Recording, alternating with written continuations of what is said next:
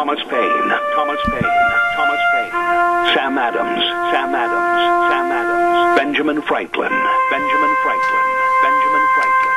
These men spoke up for what they thought was right.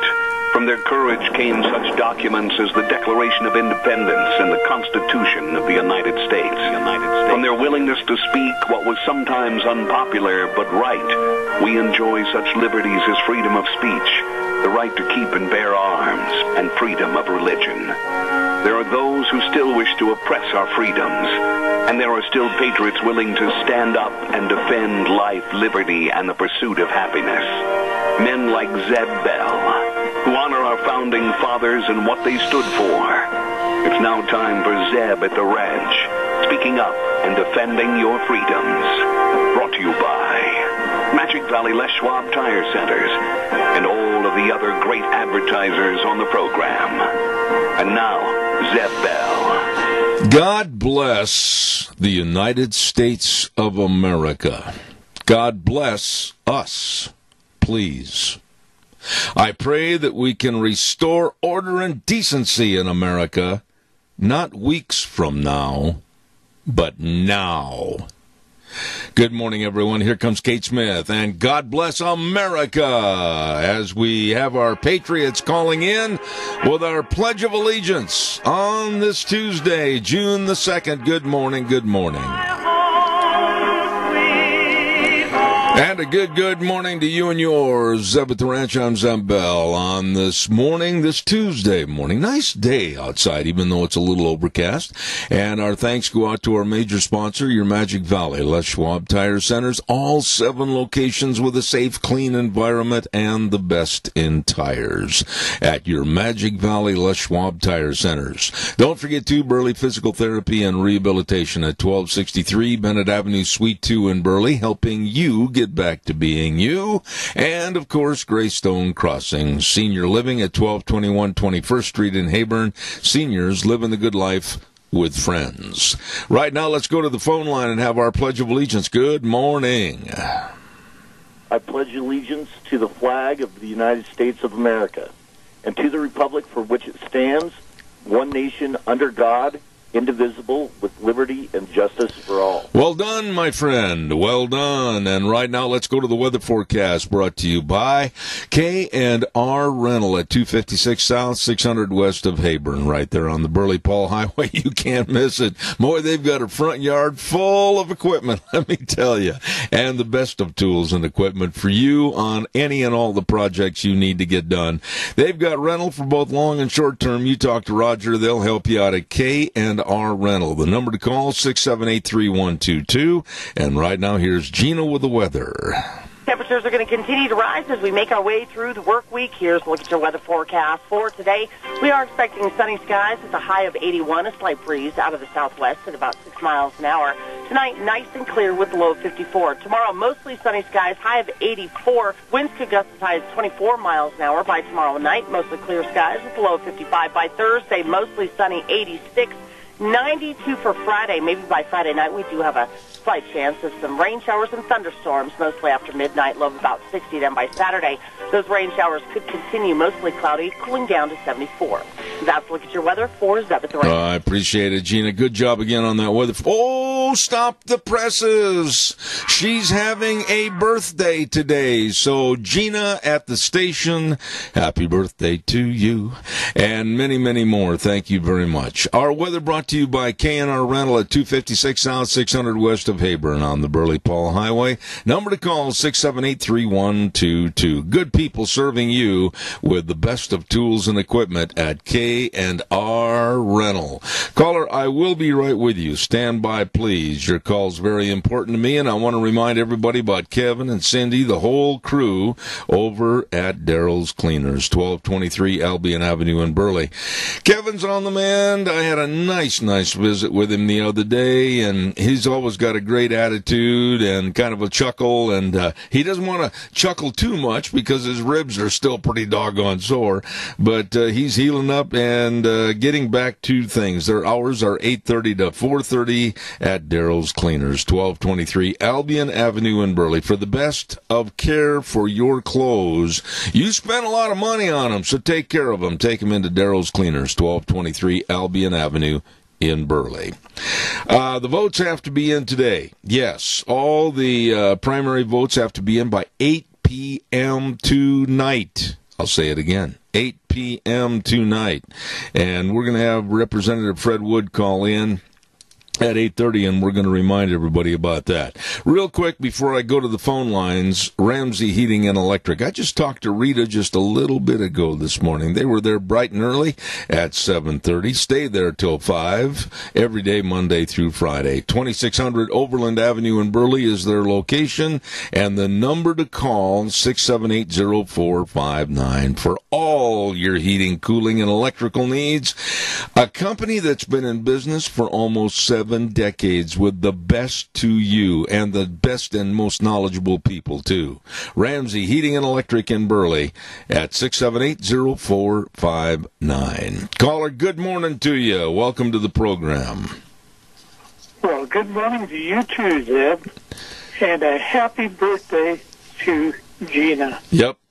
I agree with you. She's a year older than I asked her how old she was this morning, and she said, just turned 22.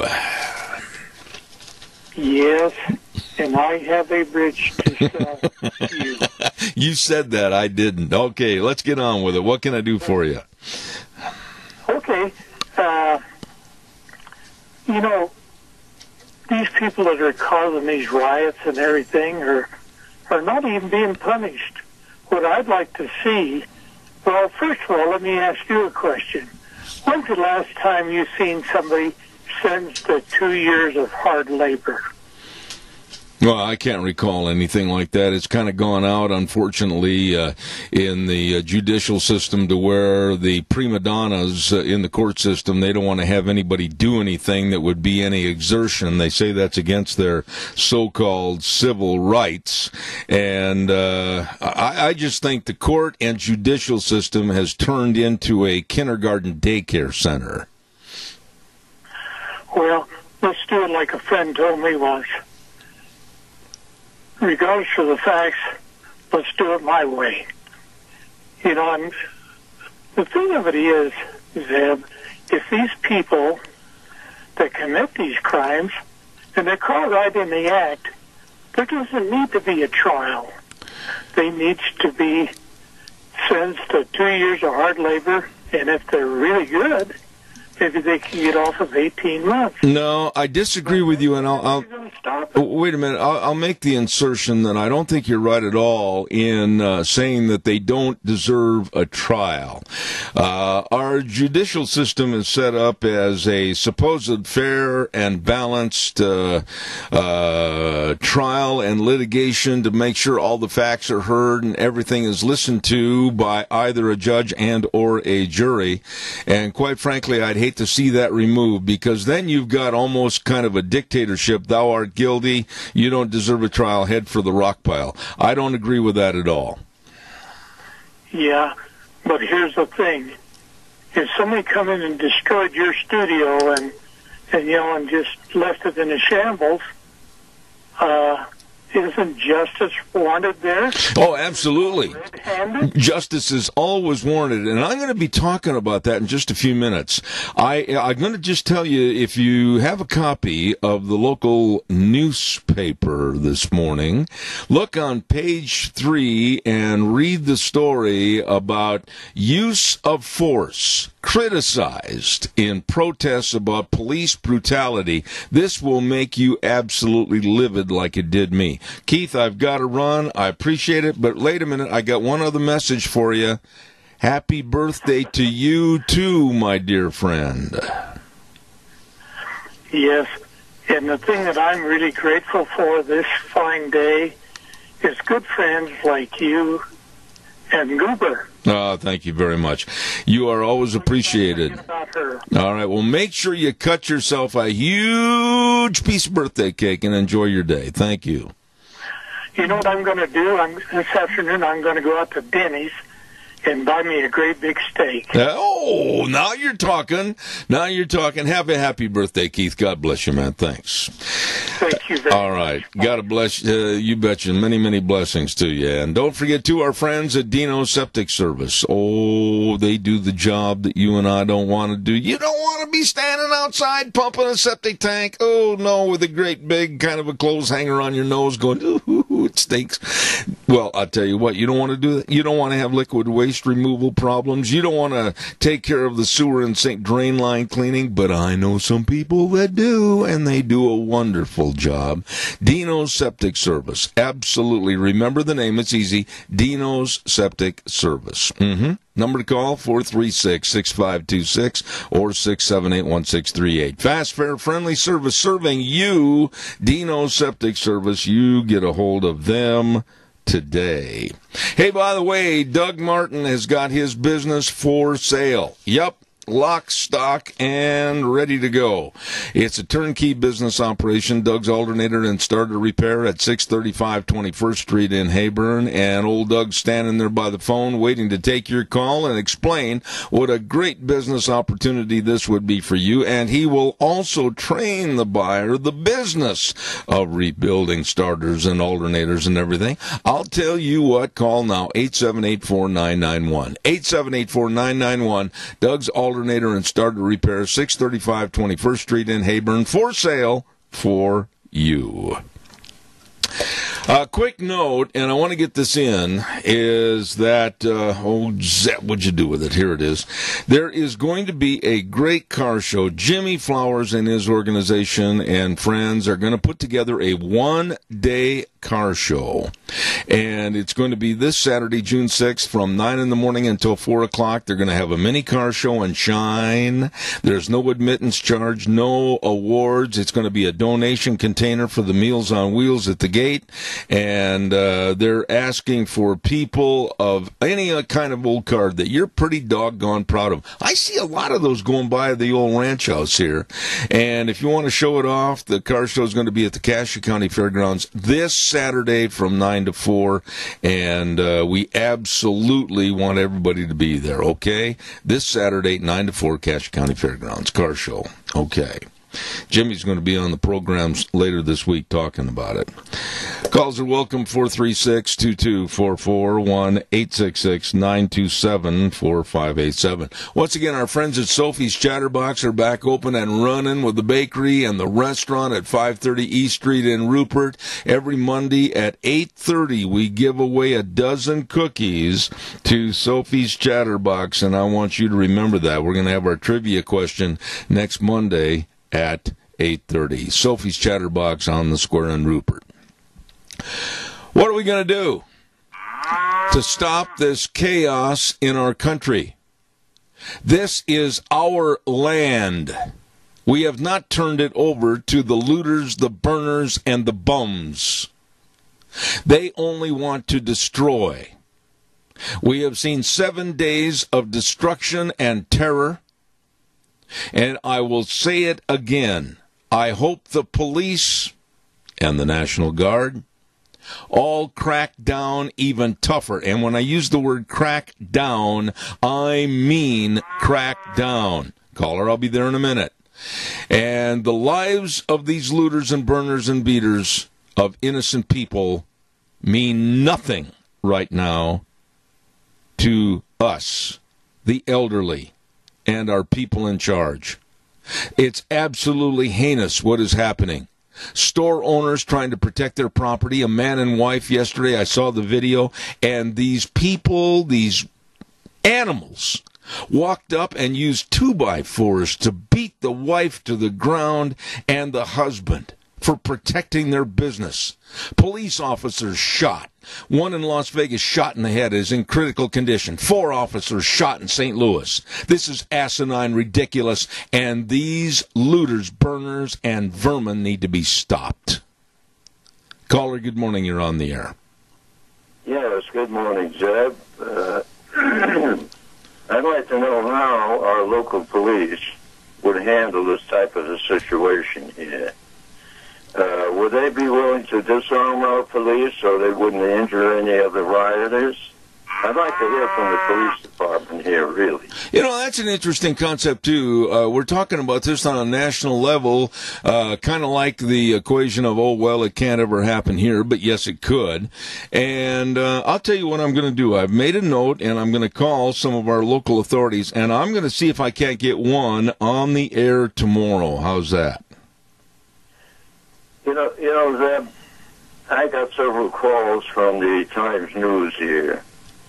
And they don't want to hear from me again because they wanted to sign me up for that paper. And I told them, you guys are so far to the left you stink. And just don't bother calling me again.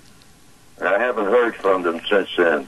Well, I tell you what, I do subscribe to the paper for the reason of I want to know what they're doing, I want to know what they're saying, I want to know what they're promoting, I want to know how far left they've gone, I want to know more about the imbeciles that write the op-eds on their op-ed page. That's why I subscribe to it. It's not to certainly give them a subscription fee, it's to give me information about I want to know what the enemies are doing.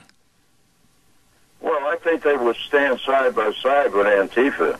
This is my feelings about this Times paper. Yeah. They really stink. Well, you're not going to, if you're looking for an argument, you're not going to get it from me. And I hope they're listening to your program because they just don't want to bother calling me ever again. All right, Tony, I appreciate your call. You and Mary, God bless you. Dear people, have a good day. Thank you. Appreciate it. Caller, good morning. You're on the air. Good morning, Zed. You know, Jimmy Flowers has got that car show coming up. If he takes that money that he gives the senior center and says, ask Martin Woodman to match that, we'll match it up to the 26th of the month, up to $2,500. All right. That'll give him double the money. Why don't you, if you would, give Jimmy a call and talk about that? I'm not going to be the mediary on the air. That's not my job, and I don't want to get involved in the middle. But you talk to him, and once you find that and you make a deal, let me know, and I'll certainly talk about you, your organization, and his all together on this. How's that? Yeah. Well, I've opened that door if they, to help them out. We're going to give them as much as we can, and everything they can match, and we would match that. All he has to do is ask us to do it. All right. Well, I'm sure Jimmy's listening, and Get out of your way so you can get on and have a wonderful show. Jerry, God bless you. Comment about our local sheriff and our police department. Our police department in Rupert and Cache County, I'm absolutely certain, without any shadow of a doubt, would do the right thing to protect the people and the country and, the way they should. They're not going to let the criminal get by with being a ripoff. All right, Jerry. Thank you very much. Appreciate it. God bless you, man. Thanks. Thank you. I want to talk about something that I read in the paper this morning, and I'm going to take some time right now to read the first paragraph of this article that was written by two people from the Associated Press. And it's completely removed from what's honestly happening with our police forces across the United States right now, trying to protect cities. And their arms are pinned behind their backs because of stupid mayors and governors. Listen to this first paragraph. First of all, the headline. Use of force criticized in protests about police brutality. Here's the first paragraph of this story this morning. As protests grip the nation, officers have doused crowds with pepper spray, struck protesters with batons, steered police cars into throngs, shoved demonstrators, and screamed curses. Some police action has been directed against the people smashing windows and breaking into stores and burning cars. Yes, of course. These complete left loons that are writing these kind of articles, the police have every right to do this. They have been spat upon. They have been pushed. They have been shot. everything else. And this article says use of force criticized in protests about police brutality and saying that they have struck protesters with batons. Absolutely, when these idiot protesters, and they are trying to absolutely burn and pillage and steal and denigrate and desecrate America. Read this doggone article and some of the comments. Now some are questioning whether tough police tactics against demonstrators are actually making the violence worse rather than quelling it. What? And then here's another one for you. Said protesters have the right to decry brutal and inhumane treatment at the hands of the police. Brutal and inhumane treatment? We've seen officers hit in the head with bricks. We've seen officers hit in the head with bottles. We've seen officers hit over the head with 2x4s. And the cops are decried as using inhumane treatment? And then they're called later in the article killer cops? Ladies and gentlemen, the media is nuts. And I absolutely want to know why the Times News would put an article like this that is so far removed from reality in what's really going on. The use of force criticized in protests about police brutality. That's your illustrious Times News. And other articles that they have in that paper. This paper is nothing more than parakeet cage paper. And like I said a moment ago, I subscribe to it because I want to know what the loons are doing and saying and printing. And this is an example of the loons. Calls welcome 436-2244, 1-866-927-4587. If you didn't hear it yesterday, you're going to hear it now. That Denny's restaurant is going to have a great, big, hot fun in the summertime on June 18, 19, 20, and 21. That's right, 4 big days. They're going to be setting up tables outside on the 18th, and I'm encouraging all my lunch bunch to be in attendance. I know Deanna and I are going to be there. We're going to have a great time eating outside, and every person that comes to Denny's during the visit will receive a Hawaiian lei. It's kind of a summertime, let's get outside and enjoy type thing, and they're going to have giveaway items and a duck pond for everybody to draw a prize. This is going to be a lot of fun at Denny's Restaurant, 611 North Overland in Burley, America's Diner. Great food, really, really nice people. Thomas, Michelle, the whole staff at Denny's Restaurant, 611 North Overland in Burley. You be there. We're going to have a good time. Let's take a look and check with Sean over at the board. Is our dear friend Representative Fred Wood on the phone? Yeah. All right. Thank you, sir. Appreciate that. Gentleman that I've enjoyed working with over the many years as we get older, and that's Representative Fred Wood. Good morning, Fred. How are you? I'm doing good, sir. And you? I'm hanging in, hanging on, just like the kitty cat at the end of the rope on the knot. And I'll tell you what, today is a big day because it is the day. Explain what I mean, please. Well, Zeb, today at 9 o'clock is when we start counting the ballots that everybody has been mailing in for the last 6 or 7 weeks. The message I would give you today, all of the listeners, is you still have time to take that ballot that's sitting on the kitchen table that you got in the mail in the last week or 2 or 3 and haven't filled out yet.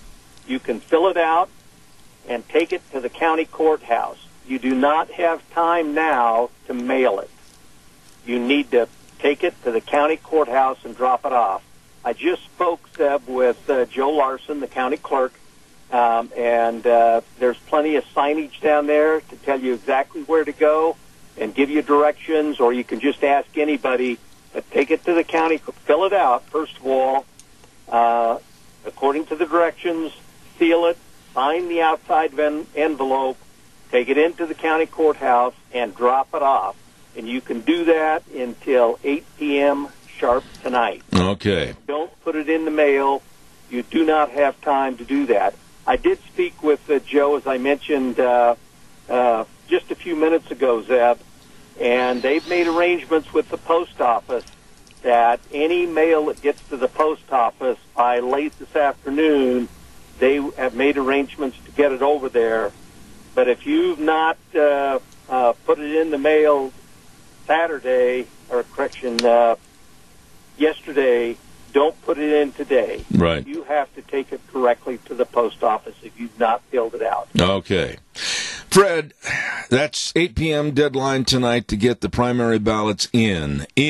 That's it, folks. Remember that, 8 p.m. tonight. That's right. While I have you on the phone, you have been a state representative for many, many years, representing our state, our legislature, and the laws and the progression, if you will, of this great state of Idaho. Fred, I'm going to ask you real blunt, and we've been friends for a long time. If you don't agree with my philosophy, that's fine.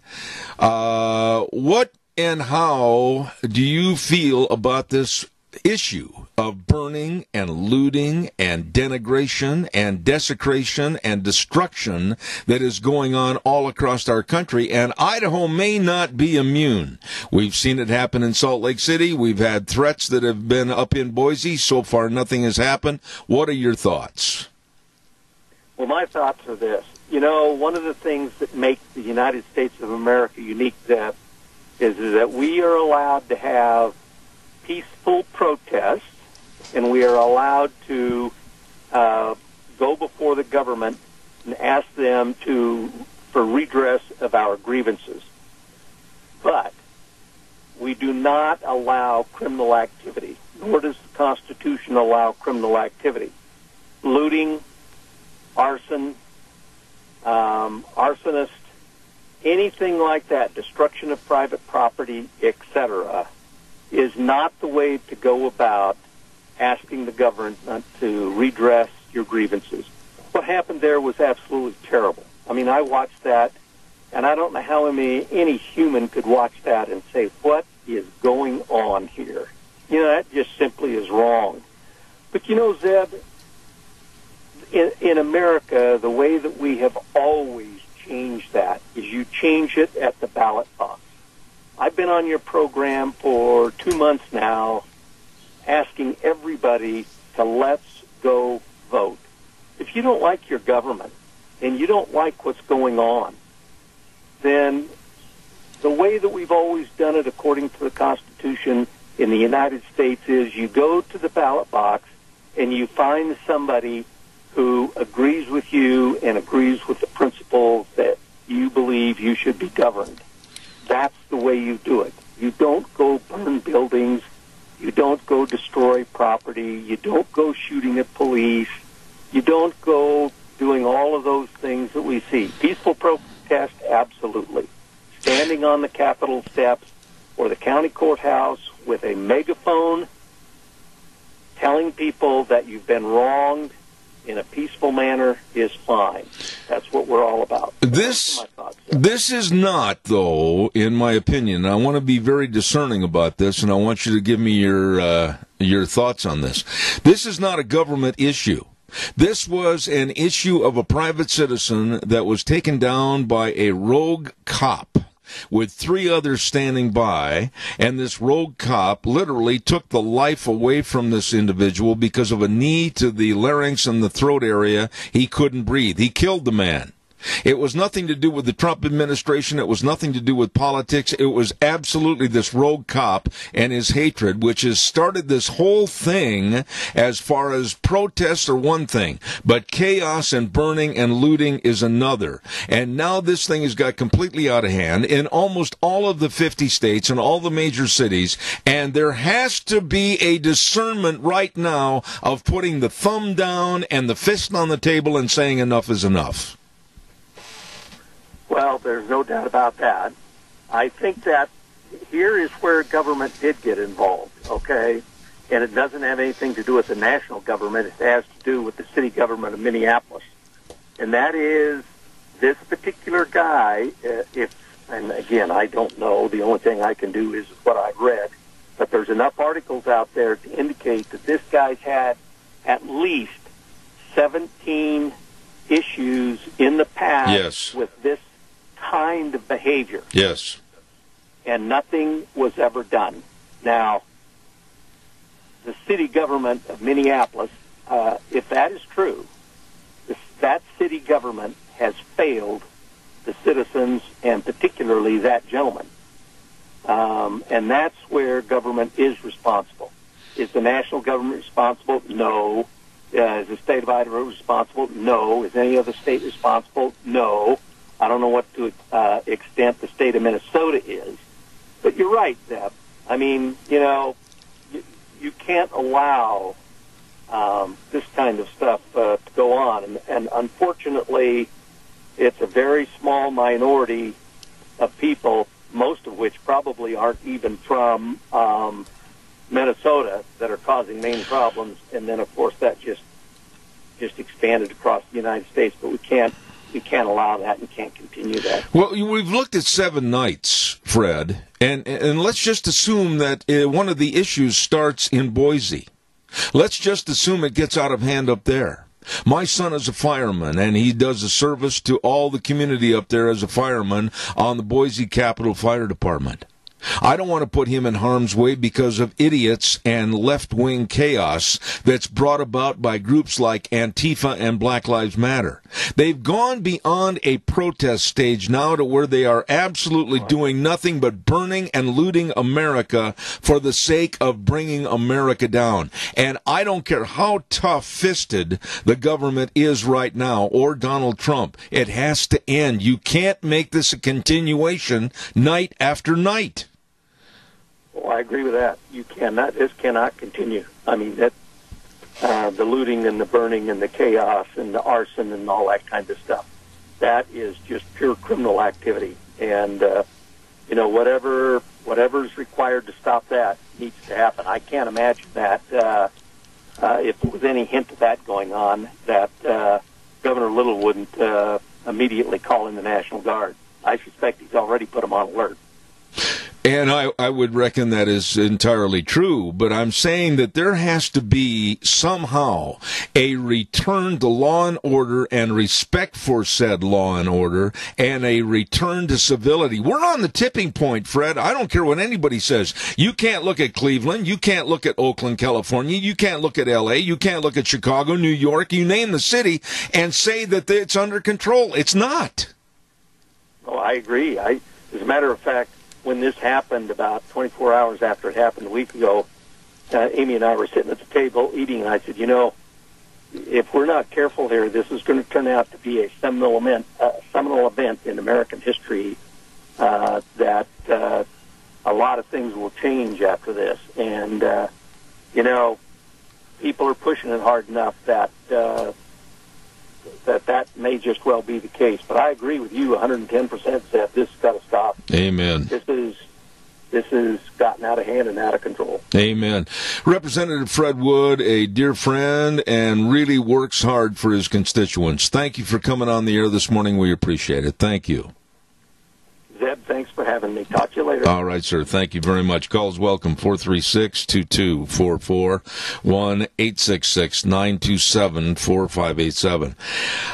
I saw a video yesterday on the news, and some people said to me, oh, you get too emotional. Well, I really don't care what other people say. I mean, I'm going to be me. And this video had me so incensed and so worked up that I just can't imagine how you would react. You're a store owner, and you're in a partnership not only in your marriage, but also your business, your wife. And these thugs and punks that represent Antifa and the Black Lives Matter and are burning and looting and tearing things up and beating, they come up to your business and you're standing there trying to protect it. You've boarded up the front of it with plywood plankage, and they're starting to rip it off and tear it apart. You go out and you try to stop them. They beat your wife with a 2x4 until she's laying on the ground bloodied, and you're trying to protect your wife, and they beat you with a 2x4 and crowbars until you're laying in the street, and then they run away. My God. My God. What has happened to this country? And the case of the gun store owner in Philadelphia. He was in his store, and it was boarded up and locked. And these vermin tore the boards off and came in and were coming after him. One pointed a gun at the store owner, and he blew him away. A good thing. But now they're thinking about pressing charges against the store owner. A cop in Las Vegas, shot in the head, may not make it. At home, he's got 2 little girls. 4 policemen shot in St. Louis. Hit in the head with bricks. Beat with boards. And then you've got imbeciles, left-wing imbeciles that are saying, oh, the police have used pepper spray. And they struck a protester with a baton. And they shoved, oh, horrible. They shoved demonstrators. I hope you folks see the insanity of what's going on. And it is insanity. And it may come here. Calls welcome. Please call 436-2244. Let's not forget our friends at Berry Equipment and Rental, sales, service, and parts. I'll be right there, caller. Stand by. 159 West Highway 30 in Burley, 465 Addison Avenue West in Twin, and the Nampa location for all the Bobcats. And when I say all the Bobcats, they've got all shapes and sizes. Caller, I said I will be there. And, of course, trenchers and scissor lifts. And, of course, don't forget all the Doosan wheel loaders and excavators. Absolutely everything you need for the lifting, digging, pushing, and the carrying. They've got the equipment, they've got the knowledge, they've got great lease programs and purchase programs. You check it out today. Today at Berry Equipment and Rental, Burley, Twin Falls, and Nampa. Caller number 1, you're on the air. Thank you. Yes, good morning, Ian. What makes me laugh out there is you got these mayors in a lot of cities telling their police officers, be reasonable out there, and this will calm the situation down. Well, you can't be reasonable when you're dealing with a bunch of unreasonable animals. You're going to have to get out there, and if you have to bust heads to get the job done, that's exactly what you've got to do. Otherwise, the city is not going to survive. I couldn't agree more. And I am not going to sit back here and say, oh, like petting a little doggy on your lap, oh, good boy, and the dog turns around and bites you. What are you going to do? You're going to scold the dog. You're going to slap him and say, don't do that again. That's exactly what needs to be done to these protesters. And they're not protesters. These are chaotic terrorists is what they're doing. And they're not protesting anything. They're just out there looting, burning because they hate America. They need to be slapped and slapped down hard. I do not care about their welfare. I do not care about their physical well-being. They are hurting, denigrating, and absolutely destroying a lifestyle here in America, and they need to be put down hard. Well, get the bayonets out and the shotguns, get the job done. Blood's going to have to run in the streets before they destroy the economy in this country that Donald Trump has put so many hours in to bring back to this country. The blood's already running, and unfortunately, after I saw that video of that husband and wife beat into submission by 2x4s, I mean, it was absolutely sickening and pathetic. Tony, it was pathetic. God bless you, Tony. Thank you so much. Thank you. Okay, thank you. I believe there was another call waiting. Good morning, caller. You're on the air quickly before I go to the weather. Yeah, Zeb, well, they're going to have a protest sometime, maybe today in Boise. And, they're supposed to be, non-violent. And, but you see, the fact that it's even here is, evidence of where our capital city is headed. And, again, like yesterday, every one of these places where this is happening are democratically controlled cities, and they've been that way for years. And they're not getting things under control. Obviously, they want chaos, and they're willing to burn their own country down to get rid of Donald Trump again. We've said it a million times. Something needs. Yes, you're right. It needs to come to an end today. Absolutely. I can't see 7 nights. 7 nights with churches, office buildings destroyed, government facilities destroyed, police cars, people beaten, husband and wives beaten into submission on the sidewalks in broad daylight by 2x4s by these people. Randy, for heaven's sakes, if that was your wife or mine, we would go live it and probably die trying to protect our wives, and I don't care what happens. I don't blame these citizens for being upset right now. These Antifa and Black Lives Matter people have gone completely berserk. They've got to be stopped. Did you hear about the situation where they literally had bricks hauled in, literally? Yes. So they could just access them to do damage. Yeah, cars have been filled with bricks and 2x4s and clubs, baseball bats, everything, and being distributed around the city. This thing is organized. This thing has money behind it. And for us to sit here and say, oh, well, that's happening over here, it might not happen over in our country, our part of the land, well, that's absolutely ridiculous. It can and very well might happen here, and we better be prepared for it. The governor, I'm sure Governor Little better be prepared for it. You got to put the hammer down now. It can't go anymore. It's, this is the reason why the people need to turn, and whether or not they ever will, I don't know.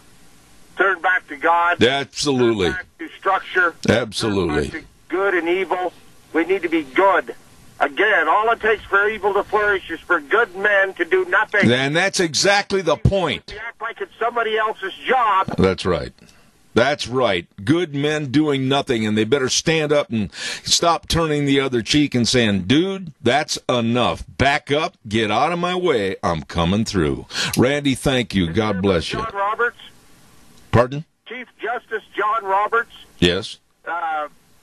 Flopping in the wind, gutless wonder. He went against the fact that people could go to church. Yeah. The Supreme Court ruled against people going back to church. That's what that sorry yes. Easy. Thank you. Appreciate it. God bless. Take care. Thank you. Caller number 2, you're on the air. Go ahead, please. Zeb, it's Earl. Yes, sir. I've been thinking about this for some time, and this country was built on true value, a handshake, doing what the words say that come out of your mouth to someone. And a song came to me by Woody Guthrie, $1 down and $1 a week. And it just seems like we've overcredited these people to a point they've lost their value in this country. And this is what's come to me here with what's going on today, because you just can't hand out to somebody and they take it unappreciatively. Yeah. I think your point is very well taken, that we're a gimme society, and if you don't give it to me, I'm going to take it. I'm going to burn. I'm going to loot. I'm going to destroy. I'll show you. There is no respect for law and order anymore. And right now, today, I certainly hope that every mayor, whether it's Minneapolis, whether it's New York with that ditzy Bill de Blasio that has the combined IQ of a bicycle spoke, and other mayors across the country and governors are going to get a get tough policy and say, this is enough, it's not going to happen anymore. This is a costly situation that's going on today, Zeb, and it's heartbreaking to me. And I'm beyond words for it. I've been to every one of these cities. I have been to every one of these cities in my career and announced an event at their cities. Almost every one of them. And they're nice cities, very nicely run in the past, and I've enjoyed my tenure and stay there. But right now they are nothing but war zones being run by animals and vermin. That's got to stop, Earl. Well, That's it. I'm trying to. I'm just saying that these people grew up with the same values that we were in past generations. I couldn't agree more. I could not agree more. The values of American citizens, family values, traditional values have been trumped on. Earl, I got to get a weather in here. God bless you, man. I'm not lumping everybody into this, but there's a percentage out there that doesn't get it. Amen. Thank you, Earl. God bless you. Man on the mountain, thank you. Thank you.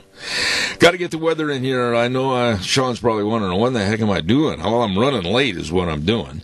I want to remind you about Mount Harrison Audiology and Hearing Aids, right behind the Minidoka Hospital, across from the emergency room, and the number for you to call and remember for hearing health. I'm telling you, if you've noticed a diminishment in your hearing, don't put it off.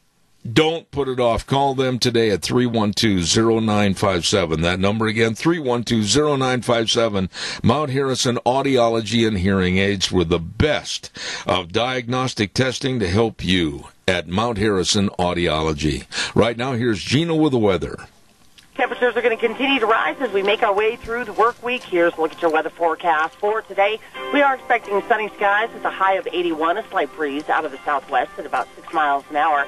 Tonight, nice and clear with a low of 54. Tomorrow, mostly sunny skies, high of 84. Winds could gust as high as 24 miles an hour by tomorrow night. Mostly clear skies with a low of 55. By Thursday, mostly sunny, 86. 92 for Friday. Maybe by Friday night we do have a slight chance of some rain showers and thunderstorms, mostly after midnight, low of about 60. Then by Saturday, those rain showers could continue, mostly cloudy, cooling down to 74.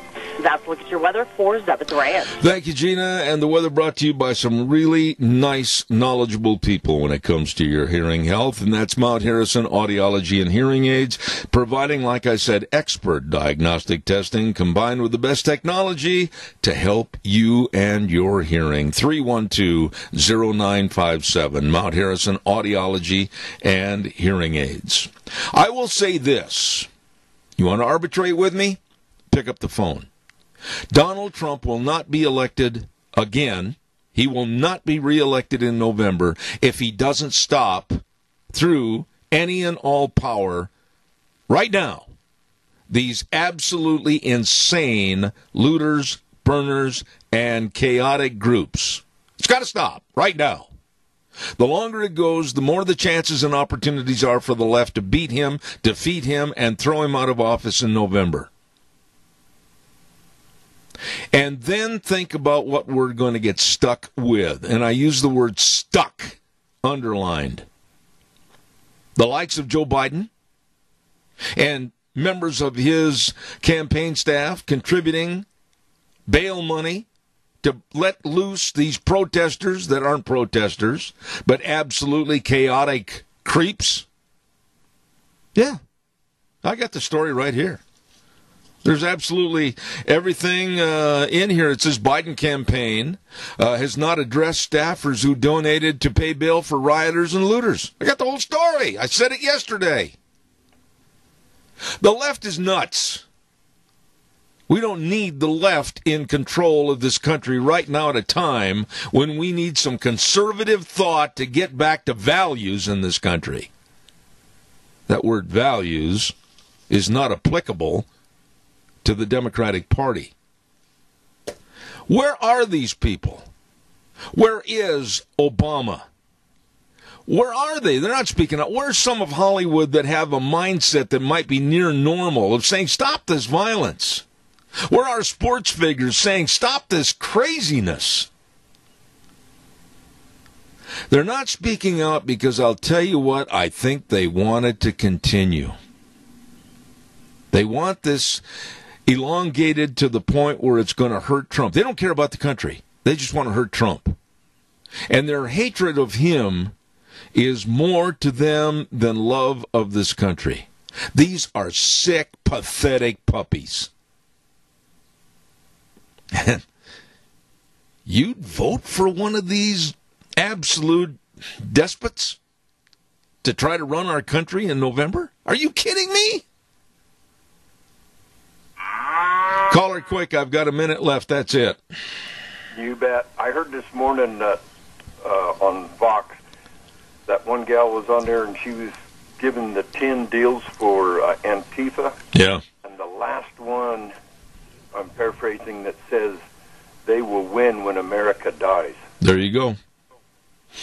And how does America die? Through what's happening right now. Yep, and I stand up for those folks in South Philadelphia, those citizens that have come together and blockaded these stores. Yep. I stand with them.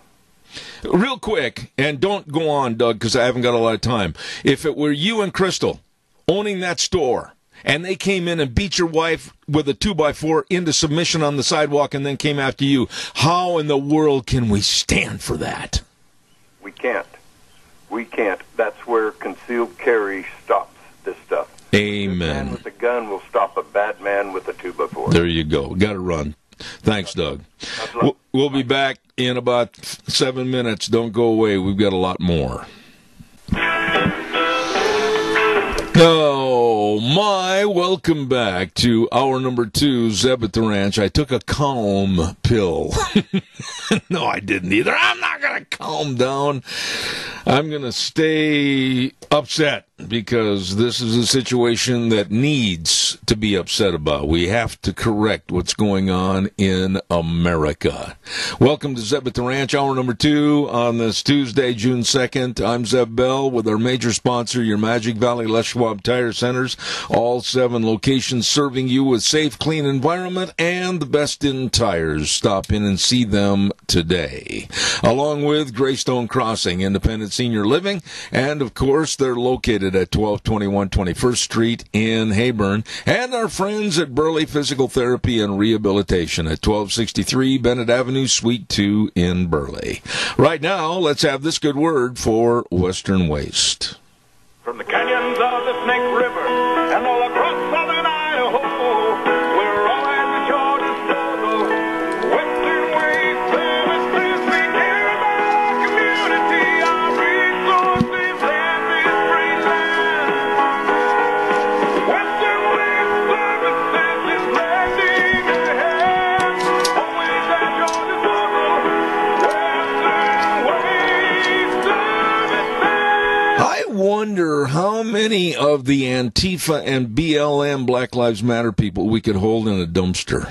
That's interesting. Anyhow, moving on, don't forget Western Waste. Of course, they've got dumpsters in various sizes, and you can get one whether you're cleaning out your house, the basement, or the garage, whatever. I did earlier this spring, and oh boy, did we pitch and throw. Filled it up, had to have them come and get it, empty it, bring it back again. I'm telling you, they are always at your disposal. Western Waste Services, number to call 734-6969, and they've got the dumpsters for you, so be sure and give them a call. 734-6969.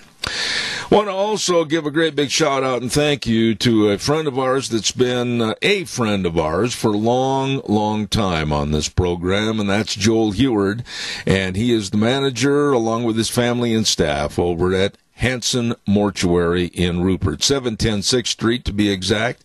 And they provide the families they serve with the best possible in support and always with the highest ethical standards and unquestioned integrity. It's a very difficult time when there's a loved one that has passed away, and they want to make sure that you are served the way you want to be served. So please remember the number, 436-5636. That number again, 436-5636. Hanson Mortuary in Rupert, and Joel Heward also serving you and your family at Morrison Payne Funeral Home on East Main in Burley. Real quick note, too, before we go to our guest, I know he's chomping on the bit, but I want to tell you, everybody, about Burley Physical Therapy and Rehabilitation. Oh, my. They are busy right now, more so than ever, getting you back in shape. I know there was a little hiatus, and maybe you taking care of your aches and pains and recouping from surgery or accidents. You better get back to it. Burley Physical Therapy and Rehabilitation. Call them, make an appointment. It's easy, 678-1191. and they're located at 1263 Bennett Avenue, Suite 2 in Burley. Nick Greenwell and all the great, and they are, physical therapists serving you. Burley Physical Therapy and Rehabilitation, 678-1191. Every Tuesday, there's a gentleman that comes on my program that has a very clear head for what's going on and what needs to happen with energy. And that, of course, is with American Energy Alliance and Dan Kish. Dan, good morning, my dear friend. How are you? Good morning, Zeb. I'm fine, and I hope you are as well. I am. I was sitting thinking yesterday as I had to make a little road trip to go get some steers, and going up and down the interstate, I got to pondering about energy. And I want you to tell me if I'm wrong in my thinking. That right now, because of the pandemic and the cutbacks and the staying at home, don't go anywhere, don't put your boat in the water, all this kind of nonsense. And then with this ridiculous vermin that has taken over our country with the burning and the looting, etc., and people are afraid to go out, the less that we travel, the more we're absolutely inviting a demise to our oil companies. Do you agree with me or not? Well, yes, Zeb. I mean, that's the interesting part about this. When people stopped driving, when the COVID first hit, all of the green groups, in fact, Alexandria Ocasio-Cortez said this was great, that people weren't driving, and of course, you know, nobody's going to work. The economy is, we've got tens of millions of unemployed because they can't go to work, and they're cheering it on because, and then she took it down from Twitter, when it began to get some notice. But there's a lot of people who have been cheering this on because they don't want us to use oil and gasoline made right here in America. They want us apparently to import solar panels from China and install them and hope for the best. And that's just the way it lines up. But on the good news front, there's a story on the front page of the Wall Street Journal today, probably explains part of the reason why the markets are coming back today, up significantly, that people are driving more. Good. Which is a good sign for the economy. Good. Because when people are driving and using more energy, it means they're doing more things, which is directly representative of the fact that the economy is beginning to creep back up. It's still got a long way to go, but there's a direct relationship between energy use and economic output, productivity, and the rest, because it makes energy amplifies. I mean, think about it. You get a gallon of gasoline, how far does it take you? Try walking that far, especially with, a couple or 3 tons on your back. The problem is such a simple problem to understand, but yet the left can't see it, and they can't understand what is a replacement.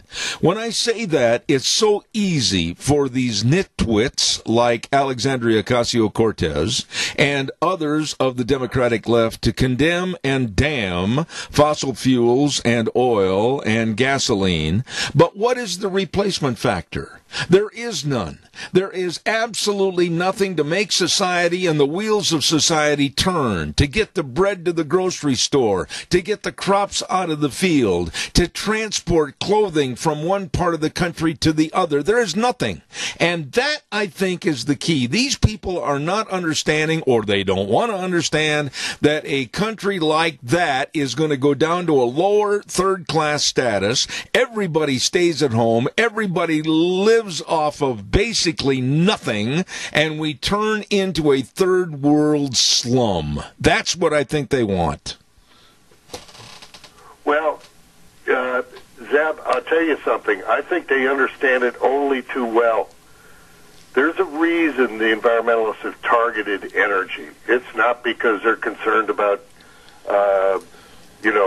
the world, the climate changing. The climate's changed tremendously over the history of the world, having nothing to do with man. That's why we have oil in the ground, because at one time there were seas covering parts of the earth that today are look like North Dakota or Texas, and all that organic material that was deposited back then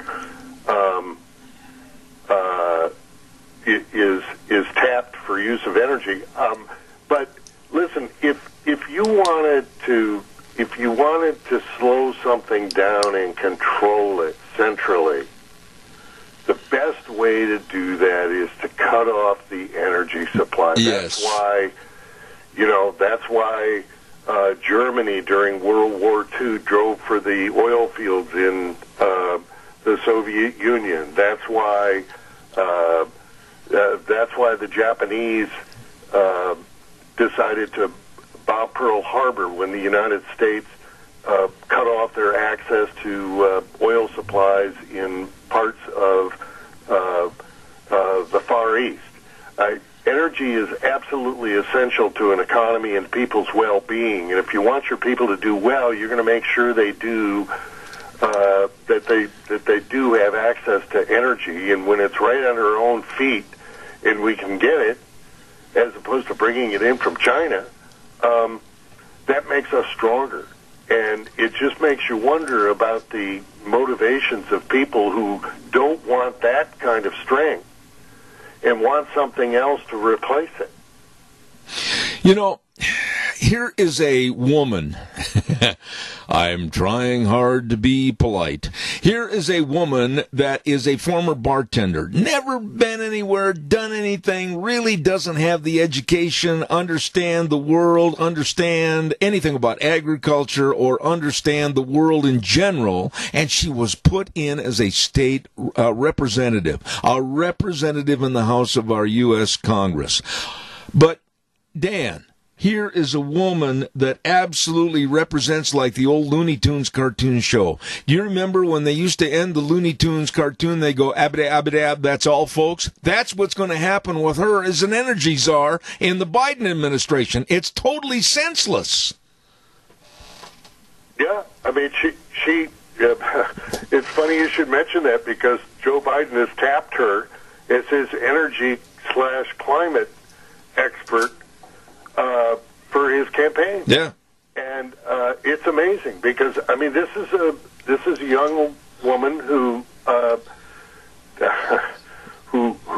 is captivated with a garbage disposal. Doesn't quite understand what it is, and posts things about that, and really doesn't understand much at all when it comes to the way things are done. I mean, in her defense, listen, she grows up in a city where when she needs food, she goes to the grocery store and thinks it somehow magically appears, like a magic carpet or something. When she travels somewhere, she takes a subway or a bus, or at least she did until they found out that there's a direct linkage between that and the COVID-19. And so everywhere you go, they don't buy gasoline. They don't travel like most people, they don't understand things, where things come from, how many horsepower it takes to turn dirt, or harvest crops, or pump water. And these things just all magically appear, and we can just put up some bucolic windmills somewhere or some solar panels from China, and that's going to take care of everything, and everybody will live happily ever after. That's not the way it works, and that's not the way it will work. And it's almost childlike, Zeb. There's understanding how things work is not an important thing. All you have to do is talk about things and make it sound simple, and people will nod their heads and say, yes, that sounds good to me. Yeah. But it's people working hard, engineers, people designing things, making actual applied science to move a wheel and that sort of thing that actually make the world go around. You got to sit back, though. And Dan, we've never met face-to-face and shook hands or anything, but we've known each other for years. But you got to sit back, and you have to wonder how some of these people ever got to an elevated position of being elected by other people to represent them. I mean, the idiocy and stupidity. They have come out and they've applauded some of these people, including Alexandria Ocasio-Cortez. Oh, boy, that was a great space shot the other day. SpaceX, that was fantastic. We're getting back into space. They didn't lift that rocket off the ground with a bunch of wind turbines, I'll tell you that, for heaven's sakes. Yeah, Zeb. I mean, it's sort of amazing. They think things happen as though they're magic, and you just wave your wand over things and they happen. And the reason these people get voted in is because, and here's the thing that people ought to actually worry about.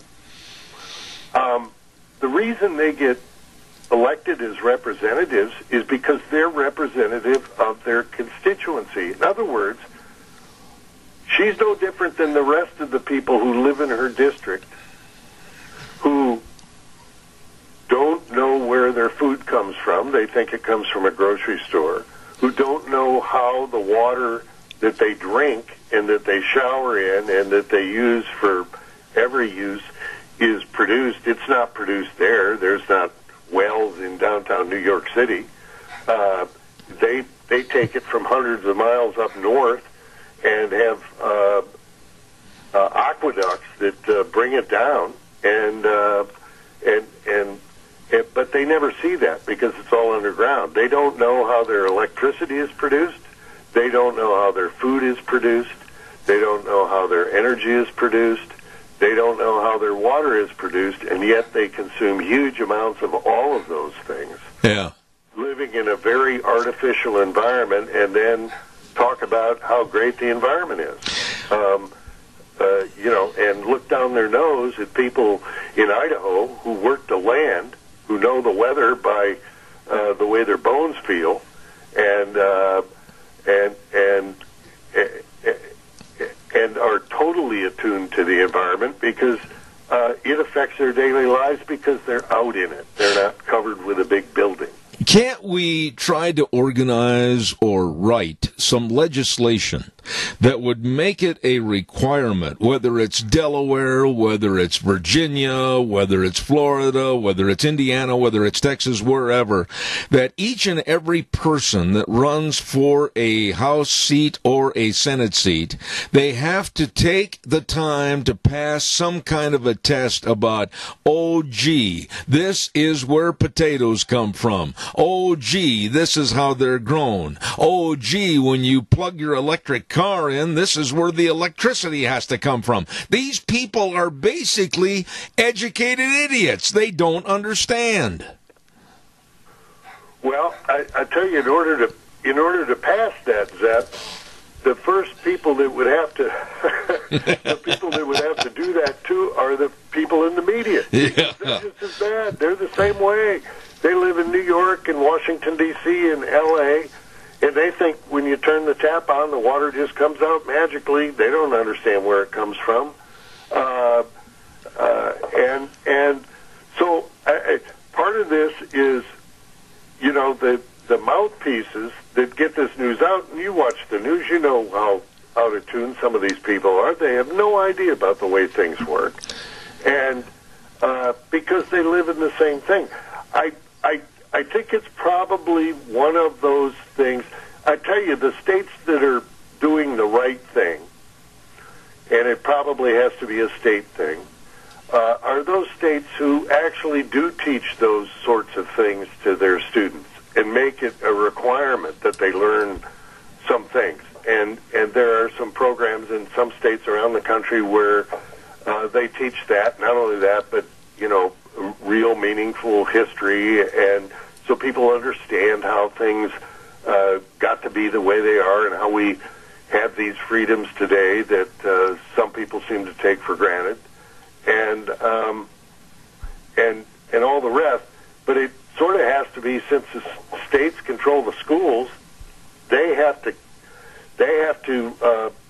control what their students get. And if you care about the future of your state, the thing to do is to ensure that such programs exist so that they don't impose something from Washington on them, as they try to do with this Common Core stuff, that simply takes it off in a direction that amplifies the voices of people like AOC and others who don't know much about the way things work and how things work in the real world. Let me ask you this, Dan, and you're closer to this than anybody I know, and are there associations, are there groups, are there contingency of people that have tried to get into the schools and tried to educate these kids about the truth about energy instead of what all these left-wing nuts are teaching them in the elementary, high school, and college ranks? I mean, is anybody doing a concentrated effort to try to teach the truth? Yeah, they've tried. School boards in various states have, some succeeded and some not, attempted to do this sort of thing. I know Texas, for example, teaches about, has some requirements that kids, I mean, it's not just about that, it's about the general world that they live in. Yeah. Because they came to realize that, wait a minute, we've got more and more people living in cities, and they don't have much connection with things. And besides, the kids would love this. I mean, they would love to see animals out in the country and that sort of thing. So field trip could involve that sort of thing, and teaching them about where energy comes from. These sorts of programs do exist in various states, but people, the state legislators, have to take it upon themselves to make it a priority so that you don't end up with a bunch of dummies who don't know much about the way the real world works. What a novel idea. Why, I'm surprised somebody hasn't tried to do this. Educating our kids about real life. That's a concept that they ought to try. Yeah. Well, I think that explains why a lot of people are homeschooling nowadays. Gee. Dan, I get worked up sometimes. You're going to have to forgive me. But I tell you what, this is lunacy what's going on right now. God bless you for coming on the program, American Energy Alliance, my dear friend, Dan Kish. Take care, old buddy, and we'll talk to you next Tuesday. Thank you. Thanks, Ed. God bless. All right, take care. Thank you. What an interesting concept. Let's try to teach kids what's really happening out there. Oh, wow! There's something that hasn't been done for a while. Let's not forget Denny's Restaurant. They're open and serving you at 611 North Overland in Burley, and the hours are 7 to 9 Sunday through Thursday, 7 to 10 Fridays and Saturdays. Social distancing, and they're going to have themselves a great big summer party, 18th through the 21st of June, and I'm going to implore my lunch bunch to be there on the 18th. Outside party. Yep, that's right. They're going to set up tables outside, and we're going to have all kinds of fun and decorations, and they're going to have a duck pond for prize drawing. Ho, ho, ho. We're looking forward to it. All of this and more at America's Diner. Denny's Restaurant, 611 North Overland in Burley. Great food, really nice people at Denny's Restaurant. Okay. Want to also urge you to get out and enjoy all that Idaho has to offer. The beautiful scenery, the fresh air, great nature. Anyway, stop in to Let's Ride. Check out all the side-by-sides and the four-wheelers. Oh, my, a showroom full of fun. New hours, Monday through Friday, 9 to 6, Saturdays, 9 to 2. And along with all the side-by-sides and four-wheelers, they've got all the accessories, anything and everything that you need to have fun, and a service department that really knows what they're doing and keep you running. Let's Ride, 270 Highway 24 between Rupert and the World. The number to call, 436-4771. Let's Ride, where the fun is sold. Really good people. While you're over in that neck of the woods, too, don't forget Cameron and Siemens Insurance, and I got to call Todd after the program this morning. I scooted out of here yesterday and had to run up to Blackfoot and then came back and didn't have time to visit. For the best of life insurance, health insurance, retirement planning, employee benefits, and more. It's all there at Cameron and Siemens Insurance, Highway 24 in Rupert. Yep, you be sure and give them a call. Number 436-4424. Once again, 436-4424. They are very dedicated and devoted to serving you. Cameron and Siemens Insurance, Highway 24 in Rupert.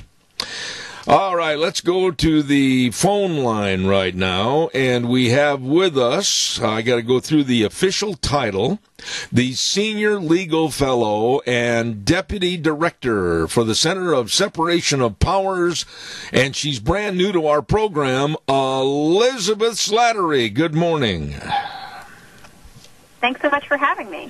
Well, you have a very friendly, nice voice with the Pacific Legal Foundation.